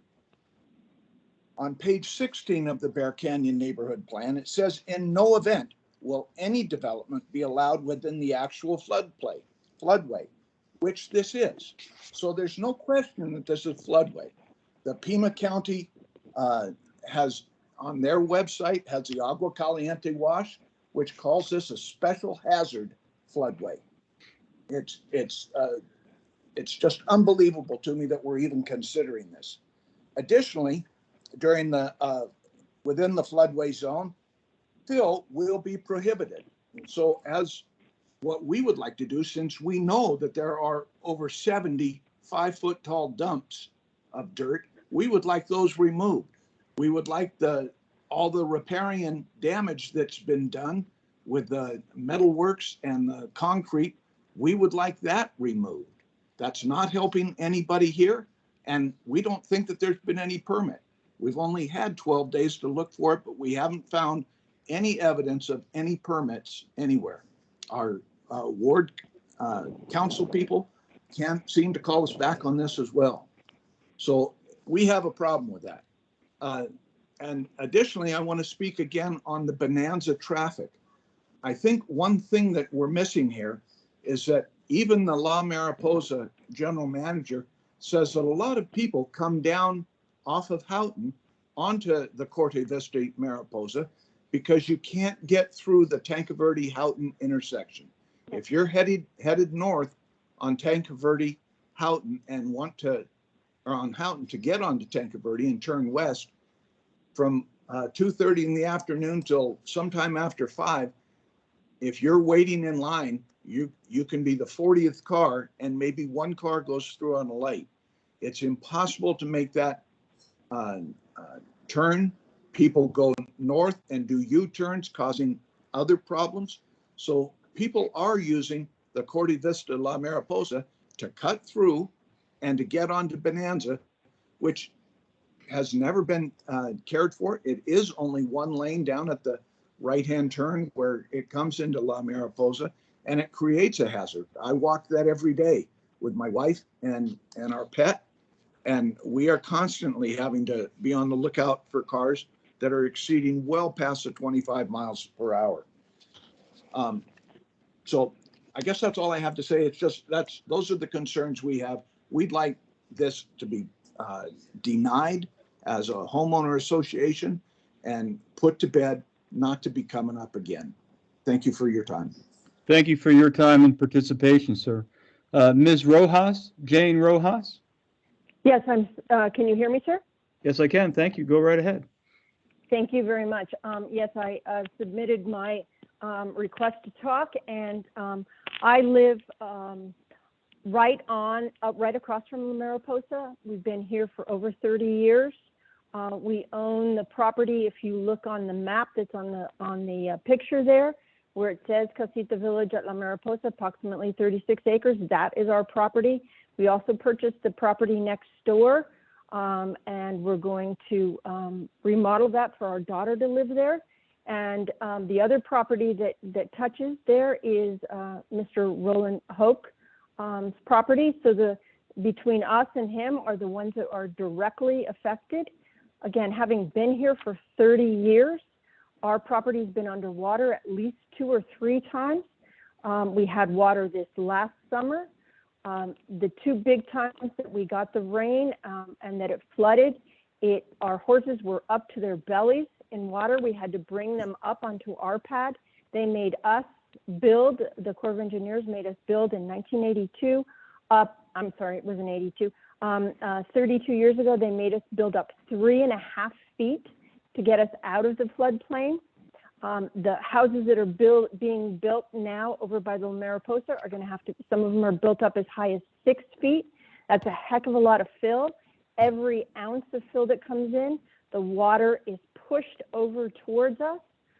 We have approximately, between the two lots, almost 10 acres that have been completely underwater, as has Rolly Hoax properties. We are totally opposed to this. We have had much damage done because of the flooding.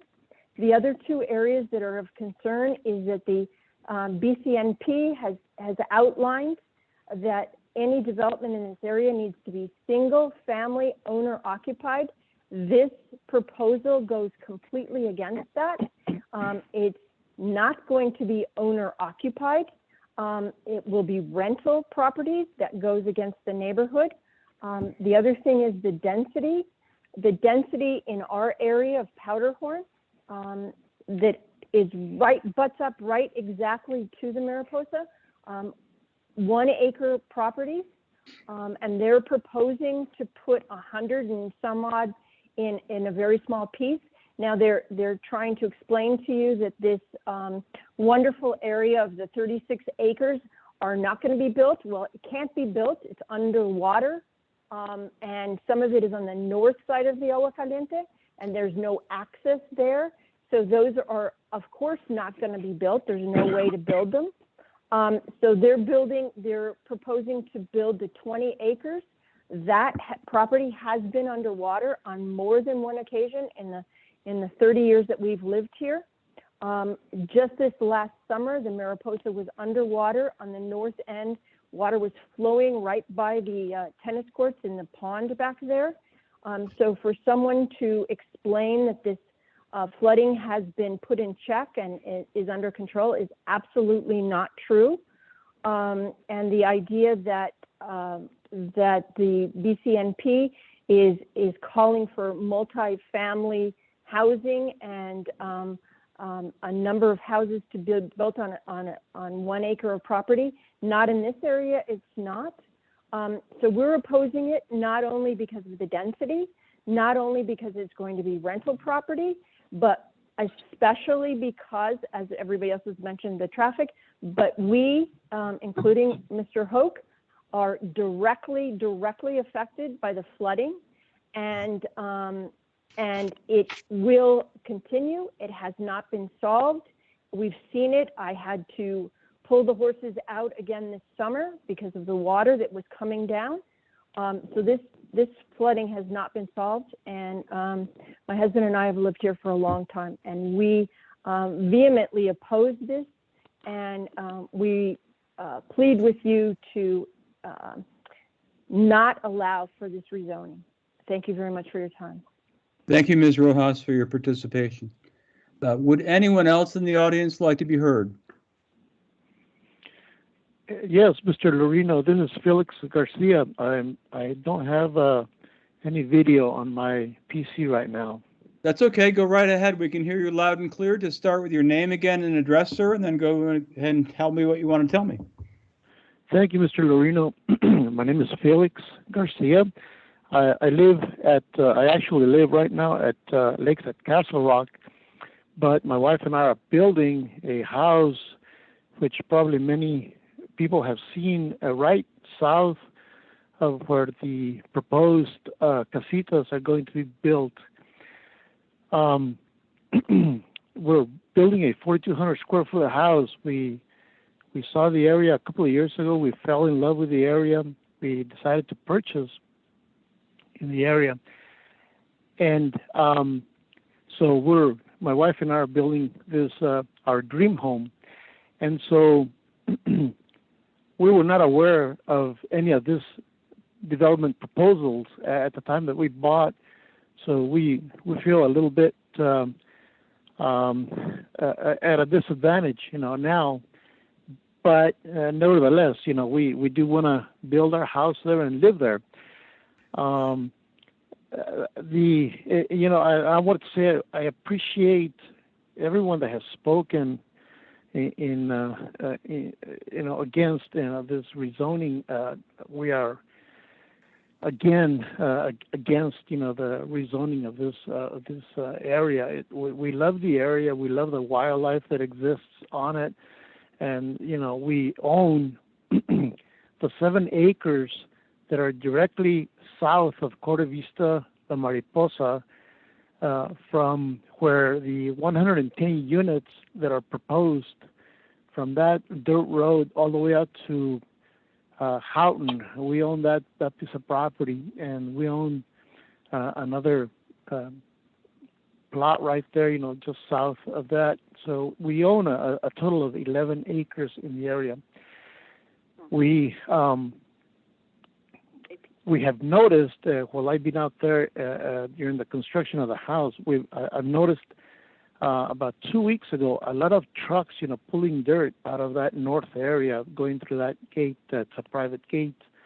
And for like over close to 2 weeks, probably, I noticed truckloads and truckloads of dirt, being pulled out of there. I was wondering, why or where that dirt was going, but I never really did inquire into that. But I was curious about it. So my concern is the flooding, definitely in that area. Any kind of change, to the landscape, to the elevations, it will affect the flooding. I agree with everything that's been said about that. My big concern is the traffic.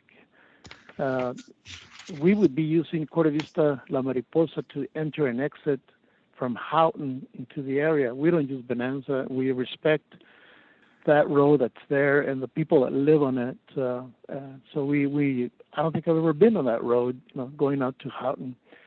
But we use, going out to Tanque Verde, but we use Houghton, most of the time now. In the mornings, when I arrive to look at the property between 7 and 8 in the morning, it's pretty heavy with traffic by that time. And so trying to make a left turn is quite a feat, from going from Corte Vista to north on Houghton. And if you want to make a left turn on Houghton to Tanque Verde, that's another feat in itself, because you're going to be backed up, quite a number of cars and trucks, and the same scenario in the afternoons and evenings. That road is pretty heavily trafficked, and so so that's one of the big concerns. Having all these people dumping, from the Casitas and the 110 units that are proposed. Using Corte Vista, that's going to be like a thoroughway, going through there with all that traffic. So the other thing is that this this 47 units that are being proposed directly west of us, boy, that's gonna ruin the views of the nature and the landscape there. It's going to be an eyesore for us, to have all these apartments. It's certainly going to destroy our privacy, and it's going to. I know what kind of people show up in apartments and live there, and I don't mean to speak ill of people, but you get a lot of undesirables, when you have apartments. I'm sorry to say that, but those are the facts. So we're going to have a lot of people walking around, driving around, motorcycles, noise increases, and who knows what up into who knows what hours of the night, with parties and things like that. So that's going to destroy that for us. We want to keep that and maintain that pristine feature of that land there. So I feel that my wife and I are going to be one of the most affected, by this proposed rezoning, because we're going to be surrounded on the north and the west side by all this development that we had not planned on and we're not aware of. So I would like to ask the city of Tucson to honor the Bear Canyon neighborhood plan. I think it's a great plan. It was put in place for a good reason, to protect the area, to give people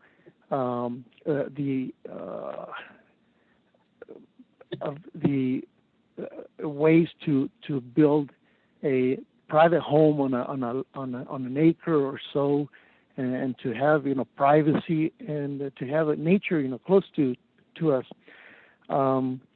So we'd like to respectfully ask the city to deny this rezoning.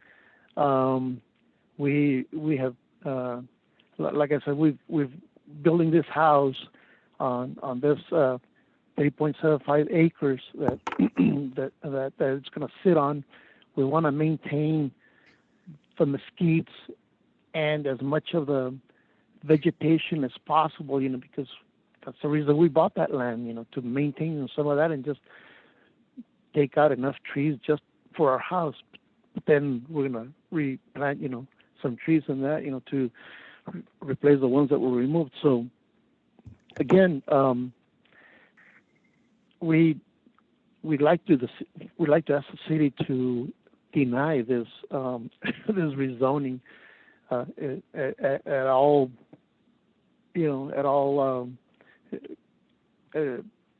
Respectfully ask the city to deny the rezoning. It would just destroy, for a lot of people, it would destroy their dreams and the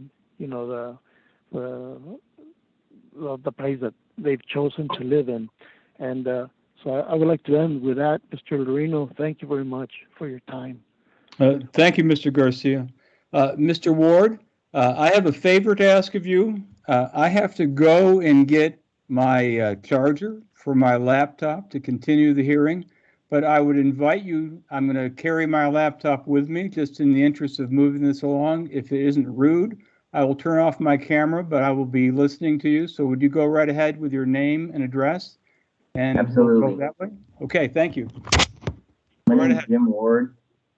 I live at 2030 North Powderhorn Drive, Tucson, Arizona, 85749. And we just recently bought this place in 2018, but we've been pretty much natives of Tucson all our lives. I actually, first house my father owned was on 3rd Street, 9666 East 3rd Street. So I'm very familiar with this area, especially what is called Jones Road. I used to drive down Jones Road on my bike when I was a kid, and it continued across the wash over to La Mariposa. It was all dirt. So I know what it means when Jim Burns was talking about how Jones Road became Bonanza. Either way. So first of all, I'm a registered contractor in Arizona. I have multiple licenses. One of them happens to be excavation. And one of my major concerns is that when you take an area as large as that is, as close to an area of the flooding there, and you level that down or raise it up or whatever, the main concern for me on this is the amount of roofs and flat areas for drain off. Usually that area, whatever water would land in there would be, a lot of it would be absorbed by the natural ground. I don't think that there's going to be enough drainage basins to contain that much of square footage of hardscape and roofs that wouldn't cause an excess that would enter the wash at any point to contain any flooding that would happen. Mr. Carroll said that in their report that there wouldn't be an increase of 1/10.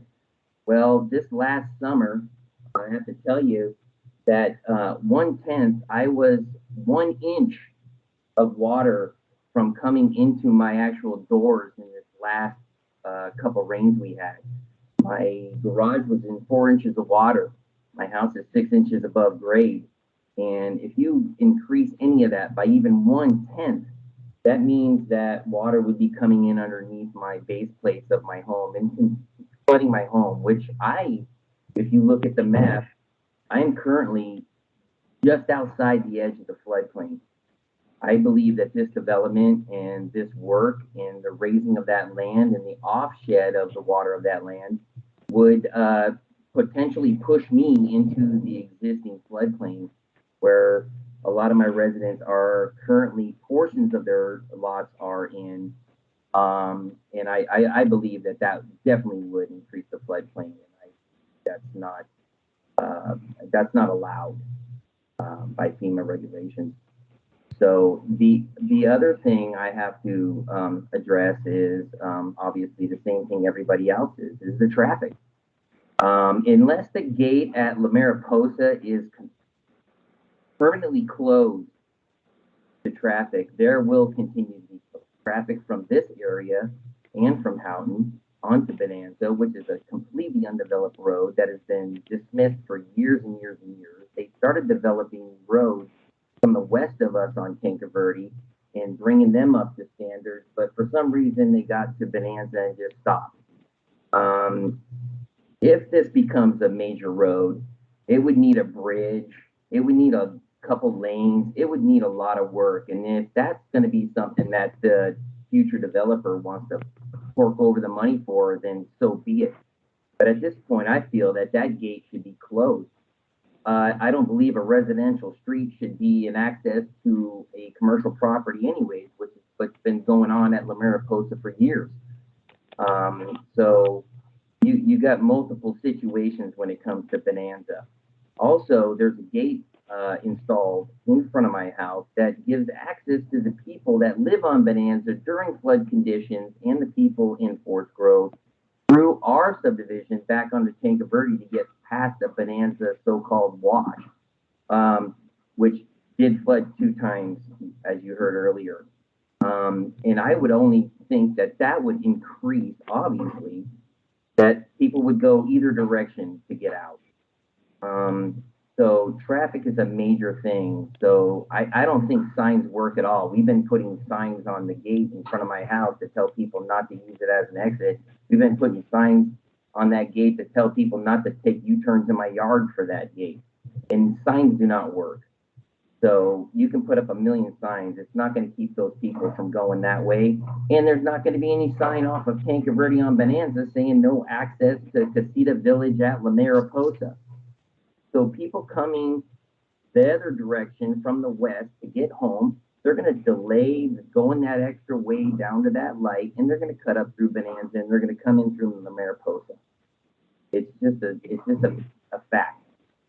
But my main concern on this is that in the flood, I just cannot see where putting that much flat land with that much asphalt, rooftop, everything, that a couple cutout basins is not going to shed that water even faster into the Agua Caliente wash, which is going to increase the flooding in our area. So unless they can come up with a report that 100% says that nothing they do is going to make that water increase, I don't approve this.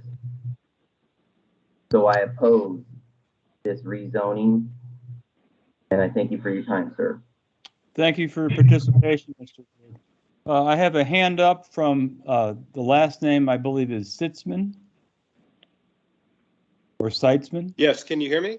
I Yes, can. Sitzman, Please start with you. Mike Sitzman. Thank you. And your address, please, and then go right ahead. It is 2360 North Bonanza Avenue, Tucson, Arizona, 85749.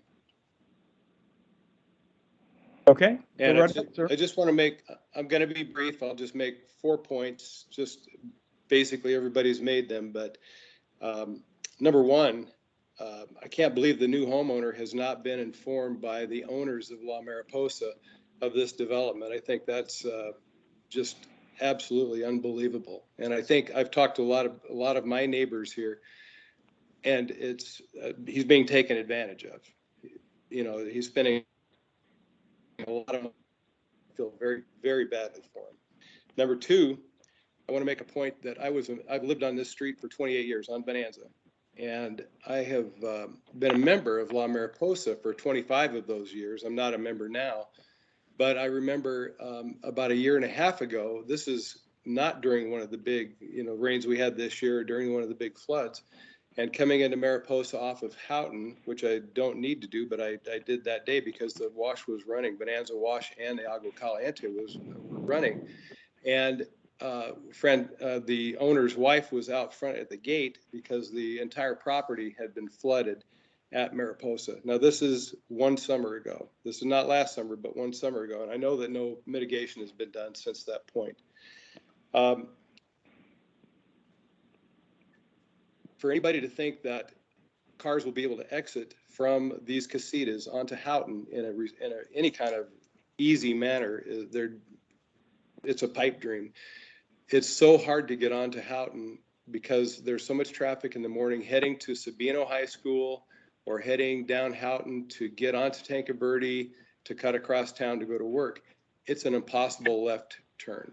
I don't even know how they plan to get 131 units or whatever it is for those people to get onto Houghton. So naturally, they're going to come to Bonanza. I don't care what the signs say. The only way to stop the traffic on Bonanza is to close that gate. Now, I watch every day. I'm retired, just retired last year, and I watch every day speeding up and down Bonanza. Now, these are not new homeowners. These are just the guests at La Mariposa, the current members, and we're in a 25-mile-an-hour zone, and people are 40, 50 miles an hour. And this road is about 1.5 lanes wide. And with the neighbors, the residents walking their dogs or just out walking, or people come from other neighborhoods and walk down the street to get to the wildlife preserve. And it's dangerous, and it's ridiculous to think that people aren't going to use Bonanza Avenue as a thoroughfare. And I think it's completely unfair that they would allow commercial use of this road, which is in total disrepair, but to allow the commercial use. It's a private access for La Mariposa. So I'm going to stop talking now, and I thank you for your time, but I do completely oppose this rezoning. Thank you. Thank you, Mr. Sitzman. Would anyone else in the audience like to be heard?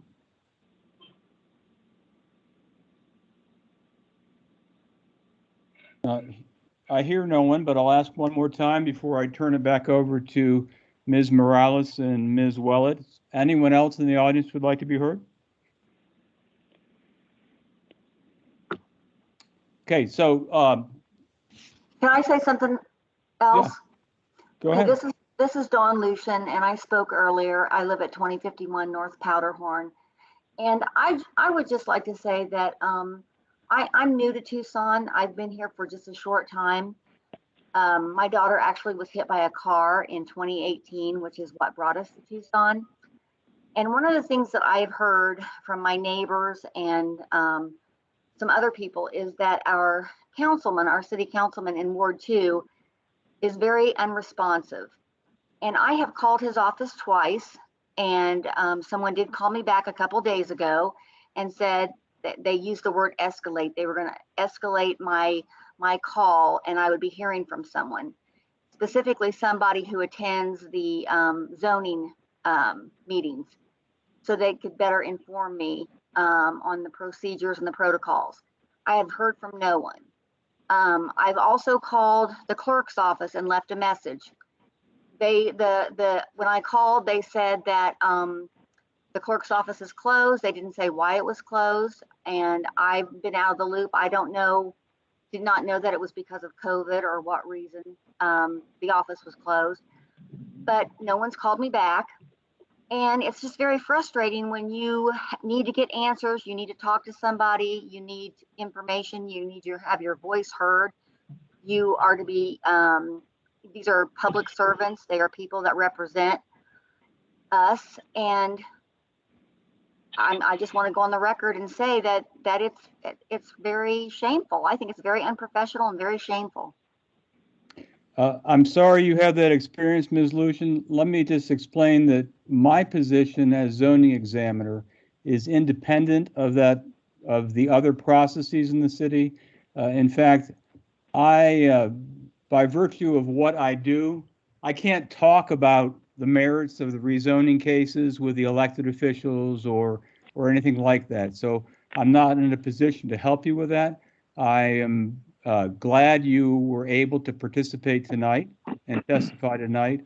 I hear what you're saying, but I'll have to leave it at that with all due respect. Okay, thank you. You're welcome. Ms. Willett, I have a couple of questions for you and Mr. Carroll, but if you would like to respond to what the speakers have said first, that's your prerogative, or if you'd like to hear my questions first, that's also okay too. What do you want to do? I'll just go ahead briefly respond to some of the things, just to maybe those can clear up some of the questions you have, and then you can ask Mr. Carroll and I with whatever questions you have.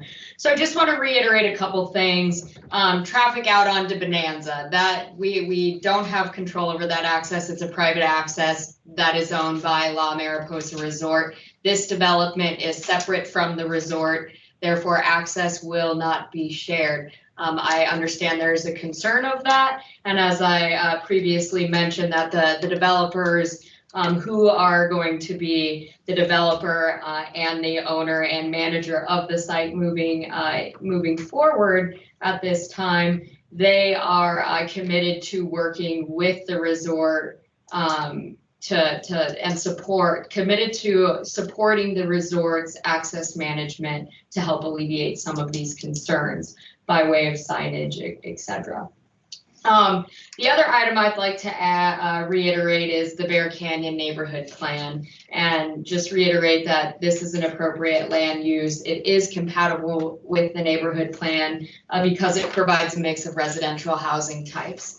As part of a mix of residential housing types includes an option for multifamily development, and that is important to increase stabilization of neighborhoods because it provides some stability by virtue of differentiating of low or income mixes, interests, etc. Further, we comply with the Bear Canyon neighborhood plan that we are proposing a high quality residential development type that will be consistent with the development types surrounding the area. So we will be using materials, color palettes, etc., consistent with that seen in the neighborhood plan. Further, this development encourages a flexible design, which is it's highly encouraged in the Bear Canyon neighborhood plan to allow for flexible design types and clustering to ensure that significant resources are managed properly. And then further, the Bear Canyon neighborhood plan suggests maximum heights of 2-story, and we are removing the potential for a 2-story and limiting everything to a single story on our site.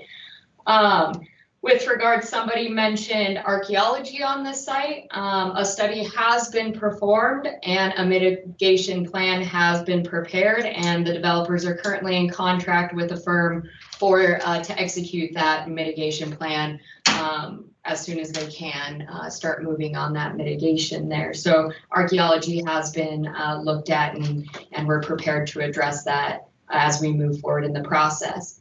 Wildlife and riparian area was mentioned, and as I mentioned early on in the presentation, prior to initiating the rezoning process, our team here at the Planning Center, who we are also a landscape architecture firm who specializes in native plant preservation studies, landscape plans, etc.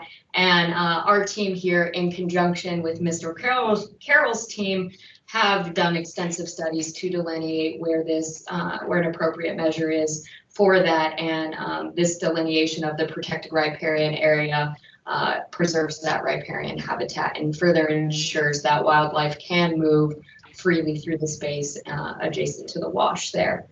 Another comment was made in regards to affordable housing, and I just want to make it clear that there's a Fair Housing Act that does not allow us to prohibit any type of renter. So we cannot control the ultimate renter type of the property. However, I do want it to be known that this development type is a renter by choice, and most of the rents here go more than your typical mortgage, and so it's more of a higher end community. So I don't think there's going to be a concern there of renter type there, even though we can't control who rents these properties. And then the last one comment that I wanted to just bring up, so those neighbors who have been reaching out to the ward office, a representative from Mr. Cunningham's office was present at our neighborhood meeting and did hear several of the concerns that were mentioned at this point. So the last item, which I'm going to let Mr. Carroll address if he has any additional comments, was flooding and some of the challenges with these rural areas is coming up with drainage solutions, and development allows for some of that. So Bill, if you have anything else you'd like to add. Before we go to Bill, I wanted to ask you two questions, Ms. Well, if that's okay. Yeah, absolutely. Sure. So on the traffic to Bonanza issue, is there any reason why the applicant, when it owns the property or has legal rights over the property, why it can't put a locked gate to make certain that people who choose to ignore the signs just can't exit to Bonanza? Actually, that would continue to be access for the resort. So I'm sorry, I'm not understanding. What's that? The resort would like to continue to have the ability to have their members use Corte Vista La Mariposa. So does the resort have legal rights over your property, or is that a public street, Corte Vista? Corte Vista La Mariposa is a private local road that is their access easements over across all of those properties for the resort. But So it's part of the agreement for the purchase to continue to use that. Are you buying from La Mariposa? Yes. It's there's ownership in common, yes. So the applicant does not have the ability to erect a locked gate to prevent people who live or rent from these homes, if they're built, going out to Bonanza. Is that correct? We have been discussing. We have been discussing with La Mariposa the potential for a gate that could be accessed with, say, a clicker for members, and that's those discussions have happened. We have not come to a final conclusion on that at this point. Okay. So the other question I had for you was on the archaeological work. So has the I assume there's some amount of physical inspection of the property to determine what archaeological things may be present on the property? Is that more or less accurate? Yes, there was originally the on ground, and I don't know the particular phases, but they went, and I do believe they did some minor trenching kind of excavation to determine the extent of that. That was all done prior to our this particular developer coming on board. So that was part of the existing studies that were there with purchase. Sure. Is there any more of that work that needs to be done? Because of what I'm mindful of is the speaker who said, what about the 70 piles of dirt out there? How are you going to do an archaeological investigation with 70 piles of dirt dumped on the property? Yeah, and that dirt, we, as the purchaser of it, we were not aware of the extent of that and weren't in control of that. It had nothing to do, again, with this developer, but that discovery had already been done. So so that research and that on the ground visit had already been done. So it won't affect the ability for that mitigation to go forward because we already know what's out there, or know at least what we can know from surface inspection. So are you telling me, and if are you saying then that none of the area implicated by the archaeological work done previously has new piles of dirt on it?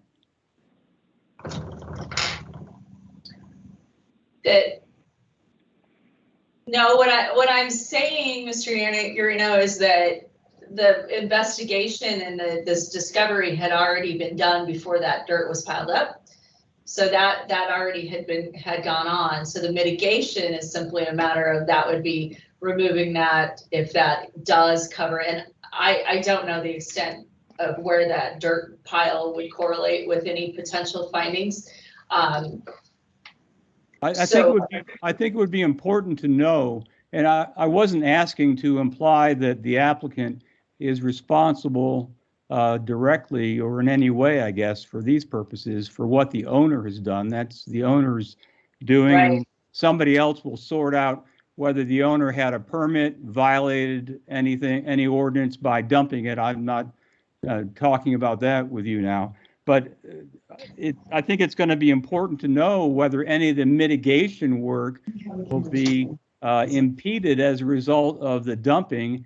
If so, the piles will have to be removed for the mitigation work to be done. That is correct. If there is any fill that has been put over that, that would have to be taken off. But let me reiterate that the investigation stuff, the on the ground work was done before that. So that's what they do. And then they come back in and they will excavate any of the areas that they believe there may be resources underground. And Westland Resources is the firm that we were working with, and they are prepared to go in and do that. And they don't have any concerns that they don't need to see that surface anymore, because they've already done that study to know what's underground. And that is also, by the way, and I know you know this, Mr. Urino, as well as I know you, I was just trying to reiterate for some of the comments that I heard that, that happened, that was out of our control with the dumping. Sure. But also there's a condition in our set of conditions that requires that to happen. So if for some reason there is fill that has been placed over those, I don't see any concern with that with our archaeologists, because they're going to have to dig anyway to dig under the surface. So they'd have to remove, if it is in fact, and I realize Westland was out there before the piles were put there, but if there are areas that Westland has to further examine or trench to mitigate, they're going to have to remove those piles of dirt if they're in that area, right? Am I right on that? Correct. They'd have to remove that dirt. Yeah. Got it. All right. So then I had I think this is a Mr. Carroll question, and let me interrupt myself. I see a lot of hands up. I have to say, sort of the way this process works is not a back and forth again kind of process. And so I will apologize in advance. I have certainly heard everything that the speakers have shared with me, and I will be considering all of it. The nature of these proceedings are, though, that if we go back and forth and back again, we never get closure. So I'm going to respectfully, not for the present moment, I'm going to respectfully not call on folks to testify again. I'll give that some more thought after I've had some words from Mr. Carroll. Mr. Carroll, are you there, sir? Yes, I am, and now I'm not muted. Okay, good. So I was looking at the environment section of the Bear Canyon neighborhood plan, and want to make sure. Are you familiar with that, sir? I have looked at it, but I have not digested it in great detail. Okay, well, I just need your help, and I'll provide you with the language verbally here, and it's not that long, so that I don't think it'll be a problem. There's a section called environment, and below that there's a section called implementation techniques, and it's at page 15, spilling over to 16 of the plan. And I believe it's talking about this precise area, because it's talking about development along the Tanque Verde Creek and the Agua Caliente Wash, and the area east of Jones Road, who another speaker helped us out by saying that is now known as Bonanza. Are we oriented correctly so far, Bill? Yes, I know where you're talking about. Okay. So what it says in paragraph 4 is that the area east of Jones Road, and again, I believe that means Bonanza, between Tanque Verde Creek and Agua Caliente Wash is in an indeterminate status due to severe flooding problems. That's the end of page 15. Then it goes over to page 16 and says, until such time as detailed hydrologic studies are accomplished, no change in land use densities or zoning should be allowed except to reflect existing uses. Have there been detailed hydrologic studies on this property? We have done a detailed hydrologic study. I mean, it's preliminary because we don't know exactly what grades we're going to be building to, but we have done a hydraulic study, which we have shared with the city of Tucson, that indicates where the potential fill would be and what kind of an impact it would or would not have on the surrounding floodplains. Okay, so you have done a detailed hydrologic study? Yes. Because what I saw was something called pre-development hydrology and drainage, and it was just I believe probably an excerpt from some of your work in the design compatibility report. And it says, please reference the preliminary encroachment analysis prepared by EEC. Is that what you've done, the preliminary encroachment analysis? That is correct. And we looked at the. Go ahead.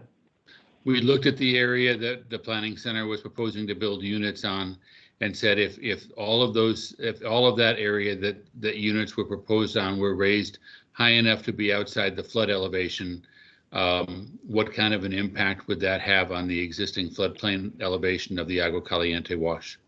Okay, that's what I needed to know from you. Yeah, it was a flow 2D model. It was a detailed model that I think looked at a grid of 25 foot by 25 foot across the entire floodplain.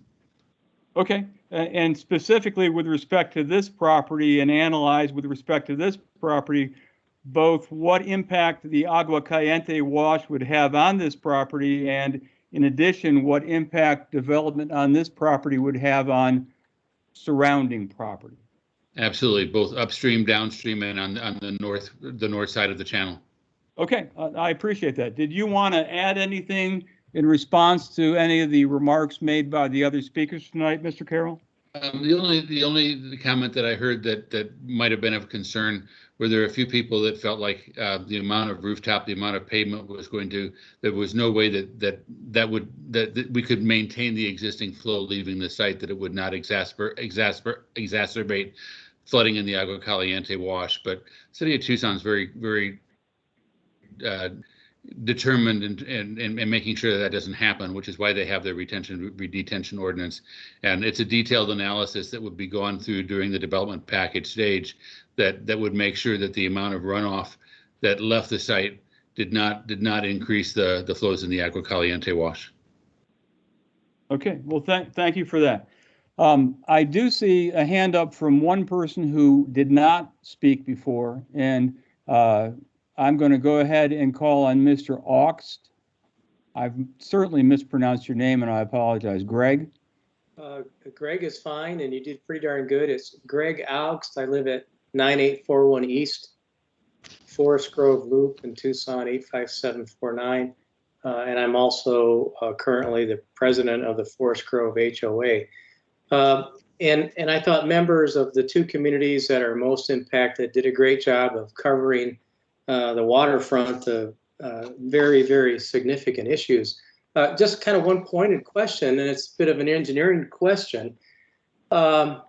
So the site we're talking about for the rezoning, that's approximately 20 acres with the 132 units.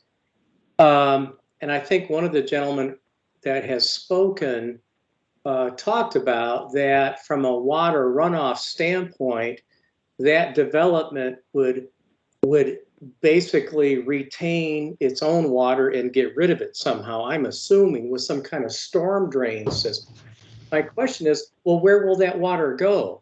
If it goes south, it impacts, in fact, the front yard of one of the gentlemen that spoke earlier, if not the 5 residences just about a half, well, I'm going to say a block further south. If it goes to the west, it's going to be at a much greater rate and intensity right into the Agua Caliente, going across Bonanza, et cetera, et cetera. Or of course, if it goes anywhere to the, I'll say the north west or west northwest, it's into the backyards of the forest, or excuse me, of the Powderhorn residents. So I'm just curious, well, where would that water go?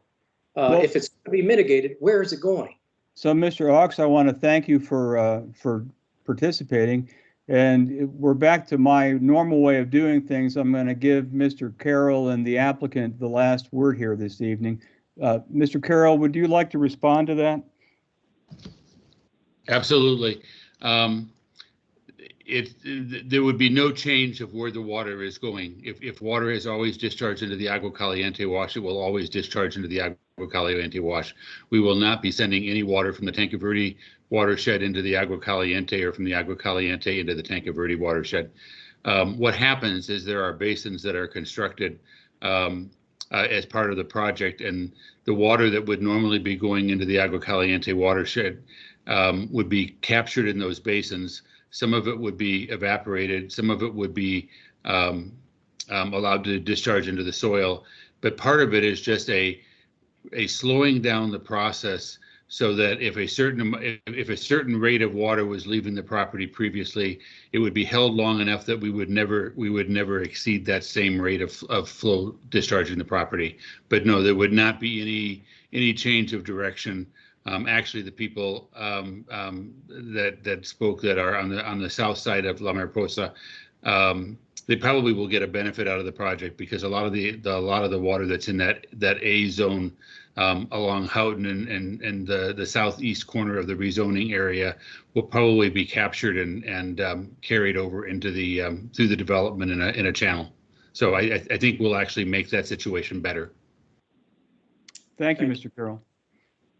I want to thank everyone for participating tonight, and I hope everyone has a very safe, well, we still have some time left in the evening, a very safe evening and a good weekend. So thank you all for participating. Good night.